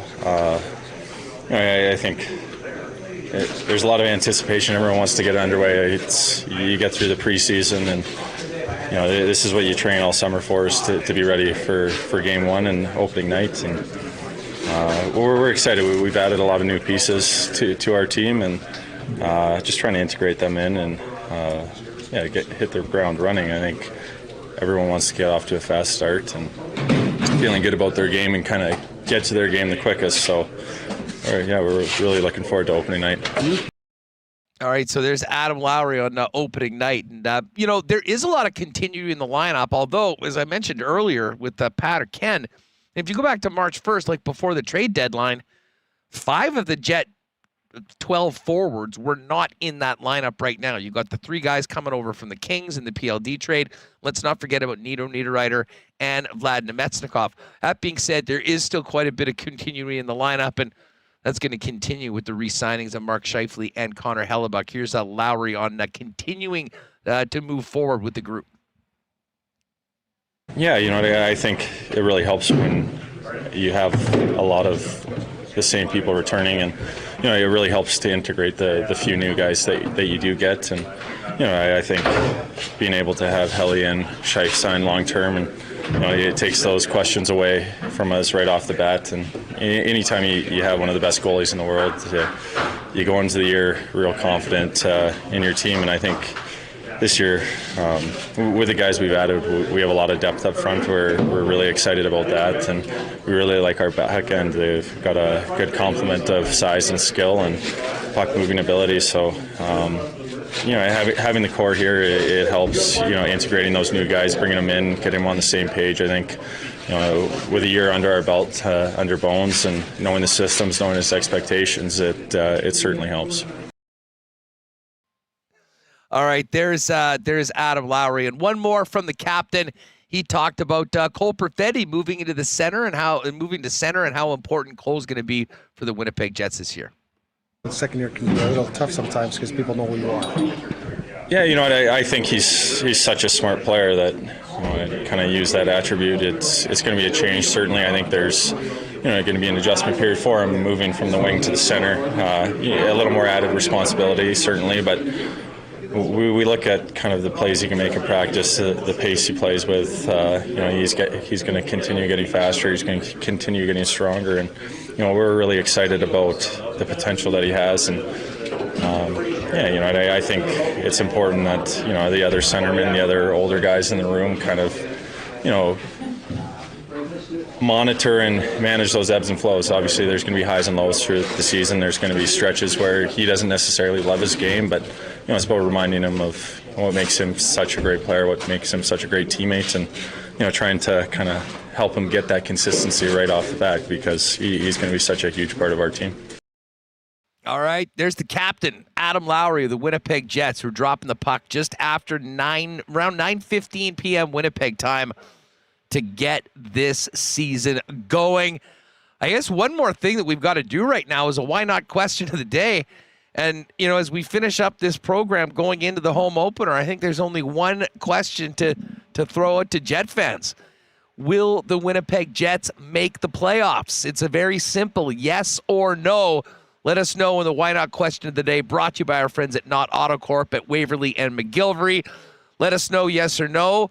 I'm feeling pretty positive about it, and even more so after Monday, Remo. And man, it sure would be great to get another whiteout and see if this team can progress further than they did last year when they were bounced pretty quickly by the Vegas Golden Knights. Adam Lowry mentioned they didn't like the way they went out, and today is the first opportunity to move past that and get off to a great start. Yeah, well, I actually just did a poll on that. I did a number of polls, Hustler, and I said, will the Winnipeg Jets make the playoffs? 110 people voted. 89% said yes, 10% said no. And I think when you do polls here, I mean, it's obviously a biased sample of people. We did do some other polls. I just did it throughout the show. I said, okay, games played for Nikolaj Ehlers, under 71.5. 74% of people say under 71.5 games. Just we're playing the clips, talking about his injury a lot. That's certainly a big question. I think a lot of their success does hinge on, the health of Nikolaj Ehlers, a huge part of the team, second line. And we did that poll. That was based on Dom's from The Athletic, his projections. Just I think he bases on the last 3 years, weighted more to, the most recent season. Kyle Connor goals, I did over under 38.5. I think that was the Coolbet line, 37.5. I just did one more because of the Jets bias in the chat. But a lot of people has over 38.5, 78% of 147 votes. 21% think under 38.5. And you mentioned the Josh Morrissey points. I can't scroll up, but I think Dom had 58 points. He had 73 last year. And a majority of people think Josh over 50. What number did you get Josh at? I think it was over 56.5. Okay, so I would pick over. I mean, he scored like 70-something last year. Well, he's so important. He'll be playing in every situation. Yes. He'll be on the power play. And listen, they need him. I mean, this is a team that'll definitely be leaning on him. I'm sure Ville Heinola will add a little bit more offensive punch when he eventually gets into the lineup at some point. But this defense core is as it was to end the season last year. And we all know the season that Josh Morrissey had. So only one thing left to do is drop the puck. Oh, by the way, I know we didn't talk about this yet. But I think we just need to join the chorus of people asking the NHL what the hell they're doing. I was pretty outspoken. I thought that, banning all the specialty jerseys across the board was, a ridiculous decision and frankly, a pretty cowardly one. But I was straight up flabbergasted when I heard that the NHL has banned pride tape and pretty much anything else that, players can express anything this year. This just seems like one of the biggest overreactions of all time, but not a lot of public support for this one, Reem. Yeah, everyone's just like, what are you guys doing? Like, what's the point of this? What was the meeting that they said, and what are they trying to accomplish? I don't understand what the big deal with pride tape is, and I see a lot of players, Scott Lawton today, saying, I'm just going to put it on anyways. And Brian Burke putting out a lengthy statement today as well. Had to comment on this one. It seems idiotic and short-sighted. They just can't get out of their own way. I mean, listen, forcing everyone to do it, okay, fine. That's what they wanted to do. And I will say, the media overall focused so much on Ivan Provorov and the small amount of players that, James Reimer and whatnot that had an issue and refused to wear the jersey. It became a big deal. But, the reaction to that just to cancel everything, especially, I just think in Winnipeg, never mind the great pride jerseys that they'd done before that nobody seemed to have an issue with ever in the multiple years that they'd done it before. Now, all of a sudden, it's a big deal. But, last year, think of what the organization did. The Filipino Heritage Night, the South Asian Night, those jerseys were so cool. And, from talking to people from those communities, that really made a difference. And, as this team tries to move forward, the changing demographics of our city, trying to build fans in those communities, it just seems like a big, big loss. But, that pride tape thing, I'm like, are you serious? I thought it was a joke, to be honest with you. And apparently it's not.